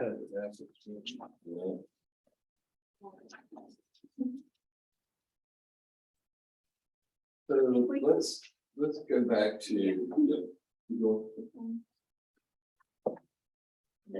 so this is a slide we used 2 weeks ago, at the workshop drop-in. And I kind of mentioned this to Sarah while we we're sitting to the side. Jack and the rest of those guys did a great job of kind of going all the way back to that first presentation and present images. And we really didn't think to do that because we've been here so often, but it deserves to do that, for the new members. So the point to this slide is this is where we had started, and we obviously got a lot of pushback, and we're still very proud of this design, even though we revolved it. And so we wanted to bring this up, and I'll let Sarah kind of talk about some of the things, but a lot of the changes are from the existing members of this DRB, and then in the public input, et cetera. Sarah, you want to hit on some of those? Yeah, I think part of why we wanted to include this in the presentation today is, I've already mentioned, we are so proud of this design, but we understand from the comments we received from the public that there should be some public interaction, and there should be some input based off of what makes Aiken, because Brennan and I don't live here, and we want to hear your opinions, and we want to know what we can do to make this building as great as we can so that it serves your community the way it needs to. But as we see here on the right side, these are the comments, or some of the comments that we received from the DRB. And then on the left side, there are comments that we received from the public. We kind of combine them so that we're seeing the repeat comments. And a lot of what we were seeing was that we just went too contemporary, and we understand that. We wanted to see brick, we wanted less, everybody wanted to see less glass, and wanted to bring a little more charm and less coldness to the structure. So we wanted to, when we're moving forward with the design, we wanted to show you guys some progress, which is why we included this here to kind of just touch on the specific elements that have been mentioned throughout the past 4 months. and to get us to this point. Yeah, I would say this is, just so, you know, to kind of wrap it around it, this is probably 4 iterations ago of, you know, input, again, DRB, city council, public, and we continue to try to refine it and listen. And we hope you'll see that as we go through it. But let me, you know, some of the main things were like, so this contemporary, this glass here, this hard corner, the amount of glass here, the windows. Black the- store. The black storefronts, we changed that to the white mullions. You know, it's really just trying to soften the whole thing, really changed up that brick pattern, added a lot more brick. You know, tried to speak to some of the specific, McDonald Law DRB comments as well. You know, it was arches, for example, but it was more, you know, can we put the windows, and we're going, well, the way the hotel works, floor to ceiling. You know, then we've got spandrel glass. We don't want that. It doesn't work with our ceiling heights, but how can we give it? How can we make it happen? And so, you know, then it comes into softening this storefront with that loggia and everything else that, again, it's a, you know, in my opinion, a better design today than it was when it came out of the box from all of this input and back and forth. And it's a really cool pedestrian experience, you know, on that ground level. So if we could actually go to the image that has the red overlay on it. By far, the biggest comment we received was the height, that the building was too large, and we understand that, and we wanted to address that. And one of the things that I think we also wanted to do after lowering the building down to 4 stories is we wanted to really illustrate the height discrepancies that people could, so that people could visualize them and show that while we are changing the building and we are lengthening the building a little bit, our height is almost dead on for the height of the existing hotel right now. This also kind of helps illustrate our decision to use individual materials as we're going piecing through, similar to how Russell and Peter mentioned earlier. We received a comment very early on from the DRB to create building-like spaces or building-like blocks so that it didn't feel like one long facade. But from our experience, there's a weird finicky move between 4 stories and 5 stories, where if you're at 4 stories and you try and do 2 horizontal materials, you can kind of make the building feel a little squatty. But if you're at 5 stories, one individual material all the way to the top of that 5th floor is going to make the building feel really, really tall. So we're kind of in this happy medium here, where at 4 stories, we can create these building blocks in the vertical format, while also adding in this big piece of crown molding around the bottom to give it a really solid base with the plunge bond brick that is pretty prevalent in the region. So is that bottom floor 12 feet also? This bottom floor, so that was actually part of one of the advantages that we got to do when we lowered the building 4 stories, is we were able to raise the ceiling of the ground floor to 16 feet to make it a more welcoming floor space. I think it was Russ mentioned earlier that retail space can generally be 12 to 20 feet height. So since we lowered the entire building and we were able to lose that floor, we were able to fix a lot of space to make it feel more welcoming and not as low as the ceiling. Yes, I want to make a very important point here. It was in the April, one of the April public input sessions, I believe, when we were kind of all presenting and Stephen Overcap, Lodier, and Sarah was there, and I believe Maggie in their office as well was in the crowd and listening, and she was, you know, writing notes. And one of the overarching things were, again, too tall, too cold, the same thing you talked about. And I ran into Stephen after that meeting late, and he said, oh, you know, we've got some ideas. And I said, okay, start telling them to me. He was like, no, I want to make sure it works. Well, then come the next day and the next day, then we get this concept of going from 5 to 4. And I said, okay, help me understand how that's happening, right? And so, you know, we went through that whole iteration of what she just said from 16 to this, and we had a 2-story lobby, and we had all these things, and we were able to, I mentioned it earlier, turn that building back down B and pick up in order to maintain the room count. You know, 100-room hotel is not the most efficient design and not what we would necessarily roll out you know, in any city, if we, you know, given the option of any amount of rooms. But it works. And so we were very fortunate to be able to make that change, but we have no flexibility and no ability to make that change. Though we mentioned it earlier in the, you know, apartments and parking garage. So I just want to be clear that, you know, that is out there. So that's where we stand with this today.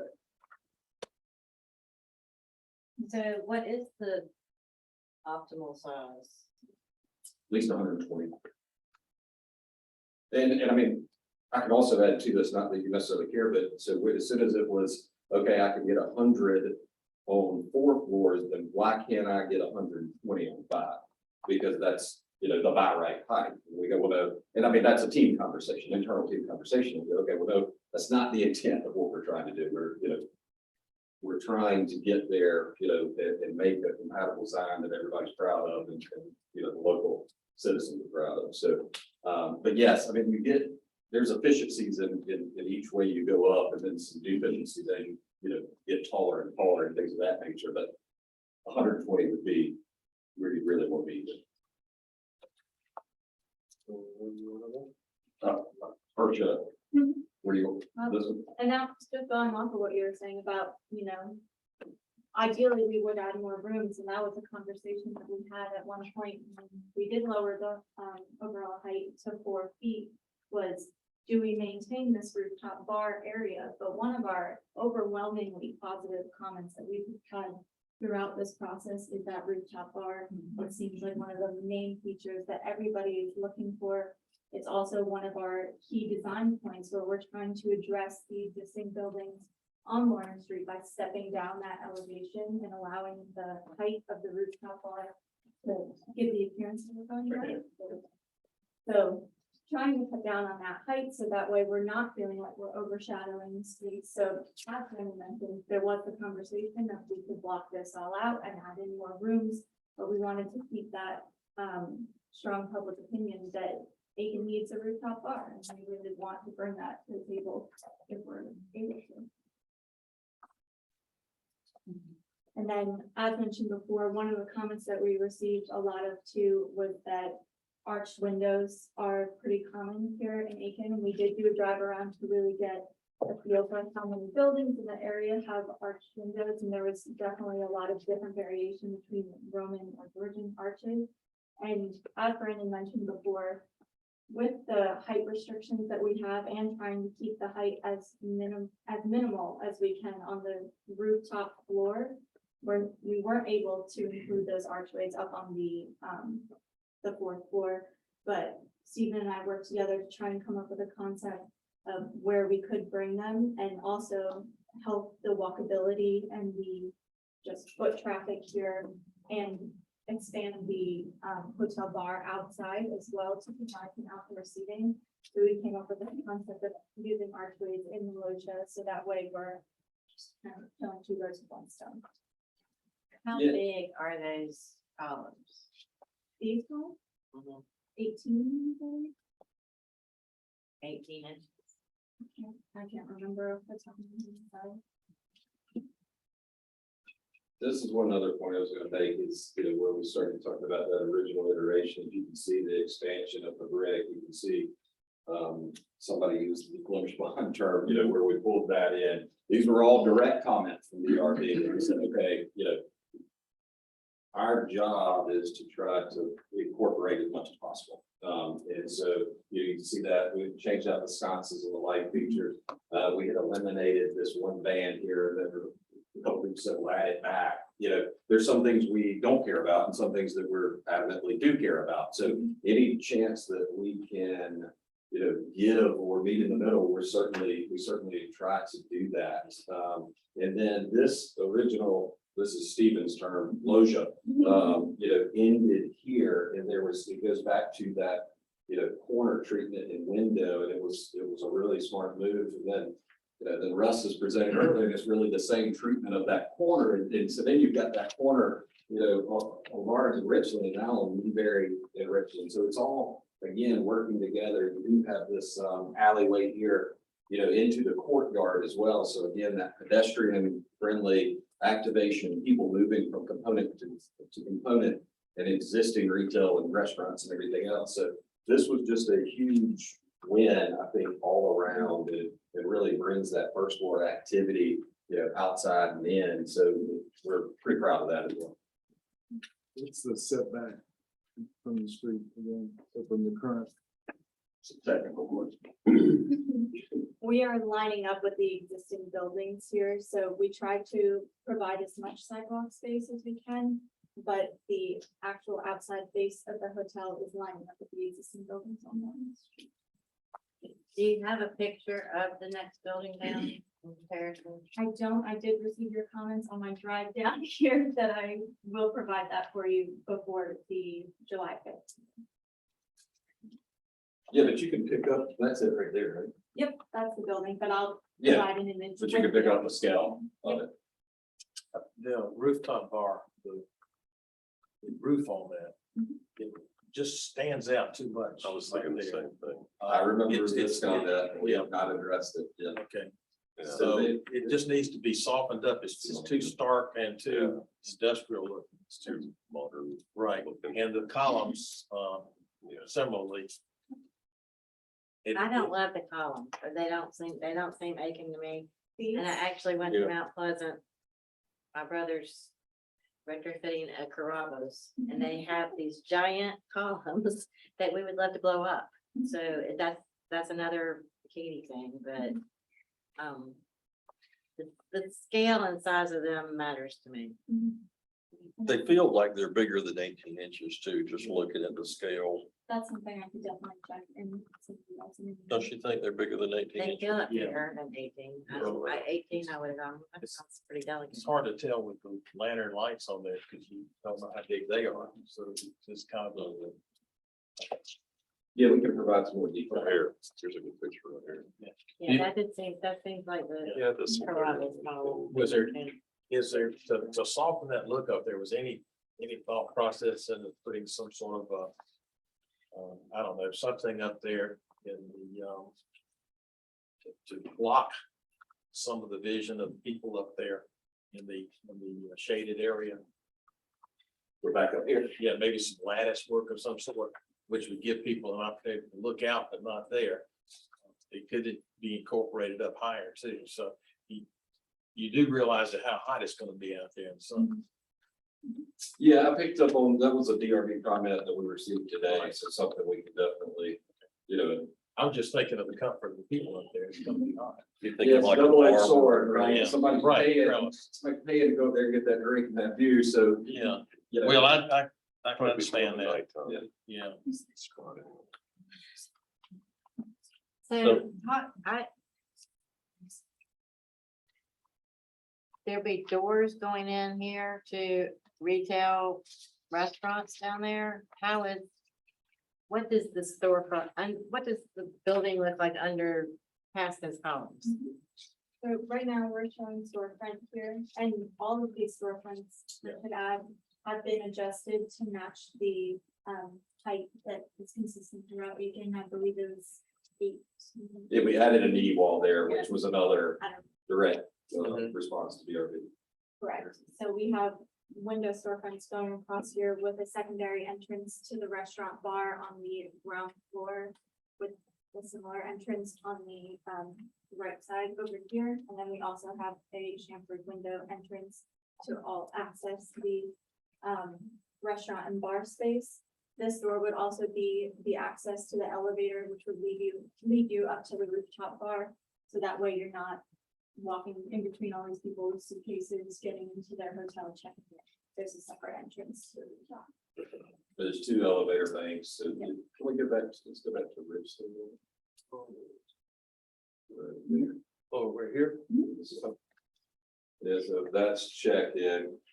So this would be where we have the switch off here for people to come in, get out of their cars, either if it's a valet, if it's not a valet, to drop somebody off. And they could go in to check into their hotel. And then in this back corner here, where we now wrapped the lane, there would be in the more used elevator to get up to the hotel levels. And then back on this area where that other entrance was, there would be a single elevator which at certain times of the day can be set so that it's only going to the rooftop bar, so you're not just serving hotel guests. Yeah, but specifically, yeah, this is restaurant, bar, common lounge area space for the hotel. So what's the bottom floor of the rest of it? So over here, you would have fitness, and then behind that is the admin space. This is your more lobby seating area. The bar is directly behind this building block right here, so the bar is set back, have some cocktail tables here. This is predominantly restaurant. And then on the far side, we have a break in the floor plan to allow people into the courtyard before we get to the fire surrounding. So talk to me about how the courtyard is used. The courtyard, so we have. We don't have the blow up, but if we can go back to the master plan.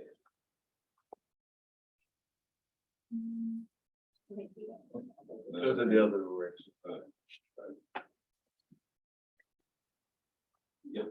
Okay, so we do have a gate here, here and here, so that way it's not open. I know there was a comment in the public forum sheets comments that we received, that someone was worried about the criminal activity that could happen, but we are trying to keep that as secure as possible by providing those gates. We're also providing an area for overflow so that we can have an outdoor patio space on the back that is for the hotel guests, and also providing a fire pit here. So making this a nice area that anybody staying in the hotel can come through, and then also having a cut through from Warren Street all the way to the plane. So on this drawing, the purple is set back, but I'm thinking that your columns are actually in line with the other building, existing buildings. Yes, so the ground floor of the hotel is set back. The loggia itself is 10 feet wide, but then the upper floors of the hotel are in line with the existing. I got you. Okay. Do you know how deep that courtyard is? About 30 feet. You want to know if it's big enough to have tricycle races?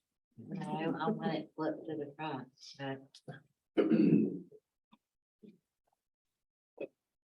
I just would, I feel like it's such a long facade that if that courtyard was in the front instead of the back, then it breaks it up. It allows you to put some greenery around the front of the building. It's just a Katie wish list. Well, part of what we are doing to try and give you some of those things, on your wish list is, we are setting the hotel back to line up with the apartment building, so we can also have street trees along Richland. Like that's something that would continue throughout the whole project, is the use of trees in front of the buildings. It is just, it's a harsh street. It's the harshest street downtown. It has no green anything. So would you go back to the public comment slide, please?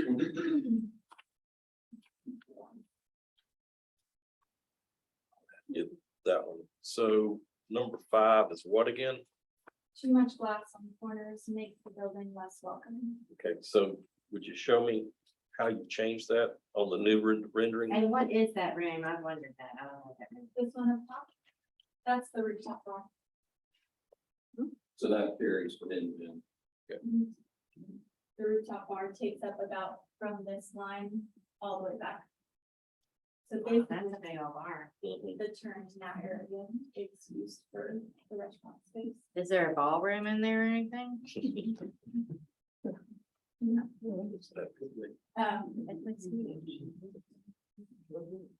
So it still feels like it has a lot of glass up there. Yeah. So one of the comments that we did receive was, separating the windows and making them look distinctly like two windows. In the original rendering, we were showing what was 2 windows, but instead of having brick in between or solid material, we were showing like a thick metal piece. So it had a break, but it still appeared as 1 window. So making those windows a little bit skinnier and separating them a little bit so that we can bring in this brick piece and also the stone piece as well. And then on the rooftop area, we originally had the wall wrapping so that you had a complete flat corner. And looking around and realizing that that is not something that anywhere in this city, incorporated two larger windows instead. Along the ground floor, as you mentioned before, adding in that knee wall, so raising up the storefront so that it's not going all the way to the ground. So I see where you've reduced the window area a little bit, but I'd still challenge you to find somewhere else in Aiken that has that many windows on the upper floor of a building. It seems like it's still a lot of glass area. It feels very modern looking to me and not too Aiken looking, if I can use those words. So part of our reasoning behind choosing the two windows throughout the hotel, where we do actually have a break here in the bump in spaces where we change the window to reduce the glass footprint a little bit more. But our inspiration for these two windows actually comes from the existing building that's across the street from the current hotel, which Yeah, shows. I'm okay with the side. I'm talking about the bar windows. So just. Yes, that's what I'm talking about. What's the problem? It's just too much glass. Is there? It doesn't feel like anything that fits in with Aiken to have that much glass. And I'm only talking about the bar area. Could you not make it just like exactly like you did the windows underneath it? Definitely doable. I think our reasoning for including those windows as larger glass pieces up there is, as we mentioned earlier, you want people to come here, and that's an incredible view from up there. You want people to take in. I that think view. it would be a great view from the inside looking out. I agree with you 100%. From the outside looking in, it doesn't look much like Aiken. I could almost take the Lowe's bill up to the top. So I'm gonna make a couple other comments. I like, it looks like you've got like a sandstone windowsill, you know, or something in there that really looks good. I like the brick detail, like right under the word hotel there. Those things look good. I like the way the windows look in general. Again, I wouldn't want these to be reflective windows. I want the grids to be real grids, that sort of stuff. But I think the thing that bothers me the most about the whole project there is the colored brick. The colored brick just make it feel like a brand new modern building. And I think that I don't have a problem with the color. So if you took a brick and painted it gray, I think I would be okay with it. You know, but to have a colored brick just feels like a modern building. And it's kind of just too stark for my taste to have colored brick. And I kind of made that comment back on the apartments and all earlier. And I think that now that I see the hotel, it's even more pronounced, is that the colored brick does not feel good to me. So you wanted my comments, I'm giving them to you. You don't have to like them and nobody has to agree with them. They're my comments. Listen, we've been talking about brick for months, so we get it. You know, we think it. Anyway, yeah. It's not the color, it's the fact that that's the material of the brick is what bothers me. It's, you know, like the mortar joints being a different color. Yeah, you know, I don't think I care about the mortar joints being a different color. I think I just, Well, that would be the only difference. no, Mortar joints would be the same. I think that if you look at a modern brick that's got a gray color, it's very different than a brick that someone has taken and painted gray. One feels old, has charm to it. The other feels stark and modern. And I think it's two completely different. Just to clarify a little bit, renderings can be a little deceiving sometimes, but our vision was with choosing the gray brick is more of a sienna colored brick. So not so much from the modern map where it's that like deep gray, it's that more gray brown in between. So Again, it's not the color. I'm not talking about the color, I'm talking about the materials.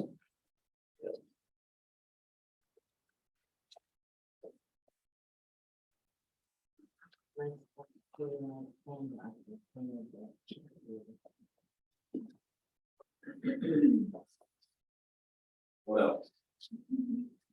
Bring a good example. Yeah, certainly.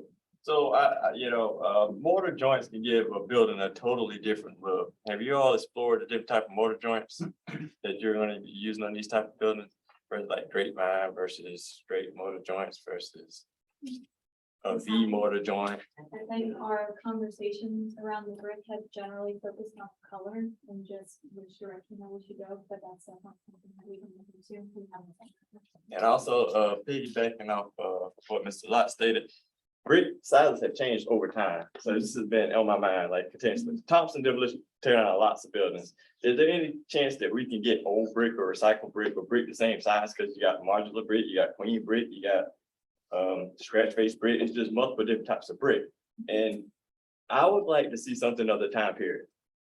It's a lot more expensive to do, but if we are the ARB board, you speak from historical context, you want to have old look, you would want to have products of the time or similar to what we would have during the specific time. Have you all explored those options by any chance? No. I mean, it's, we hoped and we thought, and we believe that we've come a way to start talking about border details and bringing in bricks and all that. That's where we hope we're going, right? Okay. But as far as, you know, taking it that far in the context of a restorative brick or salvage brick. No, I don't believe that's in the realm of possibility, unfortunately. Lots of old brick on the building you approved demolishing. I imagine it's a structural issue too with too old a brick. I've had this question from the beginning too, is I really wish there was a center point on this building. There is, a center point is a recess. I mean, like the entry be symmetrical and centered. And it's like, I don't know where to go. And did we lose our historical elements from the old hotel? Our Palladian window and our, that was in the first rendering? We're not currently showing those windows right now, but we are showing a three-story window right here that if we want to bring those back, or if that is something that it was interest to the public to bring back, we have the opportunity to do so. As far as the centralized entrance, it's our experience that when you have a building on the corner, it's not as important, and part of our approach with trying to create a nice drop-off area that's also beneficial for B lane is trying to push this drop-off further down, so that way if someone's being dropped off by an Uber to go down to the alleyway, they could also be using this space. So that's kind of our reasoning. Also, just since we know we wanted to create this really prominent corner here, unless we were to replicate that on the far side, we really don't have symmetry in the building as it's strong right now. So it would kind of throw off the flow a little bit, but that's kind of our approach of why we had this pushed down. Also, just for ease of flow inside the building, since we typically would want to include the fitness area in a space that's off to the side, so you don't have people. Sorry, I can't really see you. I'm trying to talk to you. So that way, like, we don't have people in their, sweaty workout clothes trying to get to the elevator and they can walk through the lobby. We're kind of trying to push everything so that it can ease of flow inside the building. As I look at the old Hotel Aiken building, there's a gable on the front side of the building. This building here is pretty square. Is there any way that you can incorporate a gable somewhere that doesn't look odd? It kind of gives a hint of old Hotel Aiken. In one of our many iterations, we did include a gable roof. It didn't make it to the DRB meetings just because of our lack of symmetry that we have, including a gable kind of threw off the roof elevation. Okay. The section that's in the very end on the left, the windows are different than the rest of the building. Was there some reason for doing that? Yep, it was one of our comments that we received early on from DRB was that we just had too much repetitiveness with the double windows. So what we decided to do is, aside from the corner focal point, anywhere that there's a brick pushback, including on the Lawrence elevation, there's one single wider window as opposed to the two. Could you change to the front Lawrence Street elevation, please? And so on the ceiling, I understand why you did it. That makes sense to me. But it feels stark above the windows, like it needs some type of window treatment or brick detailing above those windows to kind of help break that wall up a little bit, maybe a soldier or I'm not sure, something. It feels like it's missing here. Is that comment specifically for this portion? I think so. I feel like it's more in that section. The middle section doesn't feel too bad because you've got some horizontal details that kind of break the wall up there. But then back over maybe on the far left, maybe like a little, it's not as much of your horizontal elements on the far left, maybe something above those windows too, or change some of those windows to more of a Palladian half circle top or something to kind of give a little more interest. You know, the old hotel, I think, had some of the arched windows, and we've got all square windows everywhere on this one. And so You're right, the original hotel had the arched windows and great. all just ideas. And one of our guidelines, like the Bank of, what is it, Western Carolina? Is that what it was? Bank of Western Carolina? I'm putting across the street, a lot of the pictures that you show have the corner lumped off. I don't know another word to say it. To where, I just think about the first time I ever drove into Aiken, you get off the interstate, you come into town, you come down Lawrence Street. It's like you're in Aiken when you see this building. And this would be nice if that corner had some softness and, You're saying this one. yeah, but then that column just seems huge to me, so, to me, that's the money. Oh, you're talking about the column at the base, right? Yeah. Yeah. I mean, it just doesn't seem, that is a very important, what, Tim, what'd you call it? The gold, they're not making gold anymore? And here's some of our challenges, right? I mean, we continuously beat this up per feedback as we've gone through this process. So now, you know, if we hear you, and we'll refine as we can, but we're going away from some of the things we've been told this entire time. The Well, I entry have under there is comments. cantilever. Which is And interesting. that is something to just keep in mind is we did create the storage space to try and include more public interaction and outdoor seating here. But to do that, we are gonna need to include a good amount of homes to just carry the rest of the building.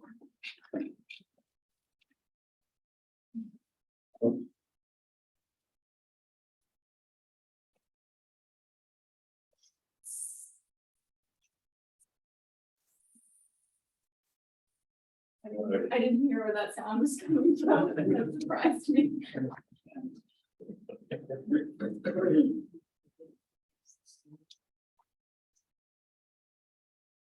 But we appreciate everybody's time. Thank you. Brandon, you want to call up the big streetscape? Where is that? Is that yours? You talking about Newberry? It's time up. Can I ask another question? Oh, okay. Yeah, go ahead. And I guess this would be for Tim and Stuart more than, so. Those sidewalk setbacks and corners and bump outs, is that gonna be done on the other side of Richland also, or I just. Wondering about the consistency of. Yes, we have landscape architects are still in the process of working on this plan, and that would be a city side contribution to this project. Largely, as we're working through the different iterations of these pieces, and this is what we've been concentrating on. But the idea would be to improve largely here. Also bring in some improvements and repairs and updates to this section. And then we do have some thoughts that maybe a later phase for Park Avenue, what we're trying to do with some DOT ideas where we could do some additional work on the park. But with the project, the best answer is that at least initially wrapping around this corner with the hotel, that would be refreshed and have landscaping work done to it, both sides of Richland through here. Actually, we've been looking at this block all there to Chesterfield. And one block north on Newberry. Right, and one block north on Newberry as well. And then what we're concentrating on now is just trying to get kind of the feel for where the different elements are. And if this is what we're moving forward with, but yes, we do want to wrap this around that central block and introduce the improvements. Just showing here where, we do have the expanded sidewalk here, we have the two-way traffic, but the real meat of the festival area, which, you know, typically our festivals have taken place, here from the, kind of the center point of the Center for the Arts back to Park. So that's where we have the expanded green area. We've got a much wider sidewalk here and more area for people. Then we've got the V-lane extensions coming across, but then separated and segregated so that we could have those medium-sized festivals without closing the street. And could have a weeknight event where people could actually gather here and have things going on. Maybe as an augment to Empty Alley that might be going on here or another day. But you wouldn't necessarily have to close the street every time you wanted to have a festival. There would be ample additional space there. Another interesting thing, as we look to activate the backs of these buildings, this is, you know, Malia's here, which is kind of behind a fence. We would hope that that would get a new treatment and kind of be opened up a little bit because it's a very attractive area there. And once it's dressed up a bit on this side, it's more residential. You've got the Fuse, what is the name of that Fuse? That has kind of a beer garden behind it, and we would hope that that again would be opened up and become something that you could flow through. Talking about sidewalk and improvements to the very utilitarian back of the alley building there. And so another interesting thing about it is this is the back of the Center for the Arts, and this is the Art Center here. So you've kind of got a direct from one door to the other. And we would certainly hope that we can talk to the Center of the Arts about kind of facing back towards that new public space a little bit more. They've got a decent entry exit there, but that's all it is right now. We think it could be more of a storefront on the back of that building as well as on the front. So we think that does provide some opportunities, kind of an avenue of the arts, an extension of the alley. And all of these areas would be very similar to the experience that you've got in the alley now here. And we're actually extending that out to several, maybe 30 feet longer out into this green area that would be here. So I just want to make sure to show that while we have, by introducing traffic back in, and the parking on both sides, we have reduced the amount of greenery that we're able to bring in here. The landscape architect is working on that now to try to mix it up between hardscape and softscape. Some of the plans that they shared earlier about the little courtyards for some of the ground floor apartments are helping with that to soften it up and give it that experience. But then we are able to blow out and really create more of a soft pedestrian space here on the other half of the block. Tim, obviously we're losing parking on Newberry, and we've got the Playhouse that, you know, has large gatherings. Are you thinking that we're gonna be utilizing the parking garage for more Playhouse parking, or? Right, we're losing parking, on-street parking. We're adding 387 is the current number. You'd have to back that down by about 140 for those reserved for the apartments. And then we do have plans that we're working on for one block north. If you just go across Richland, the Hunter Busby property, where we think we can get about 95 parking spaces in a very nice landscaped parking area that we're going to put there.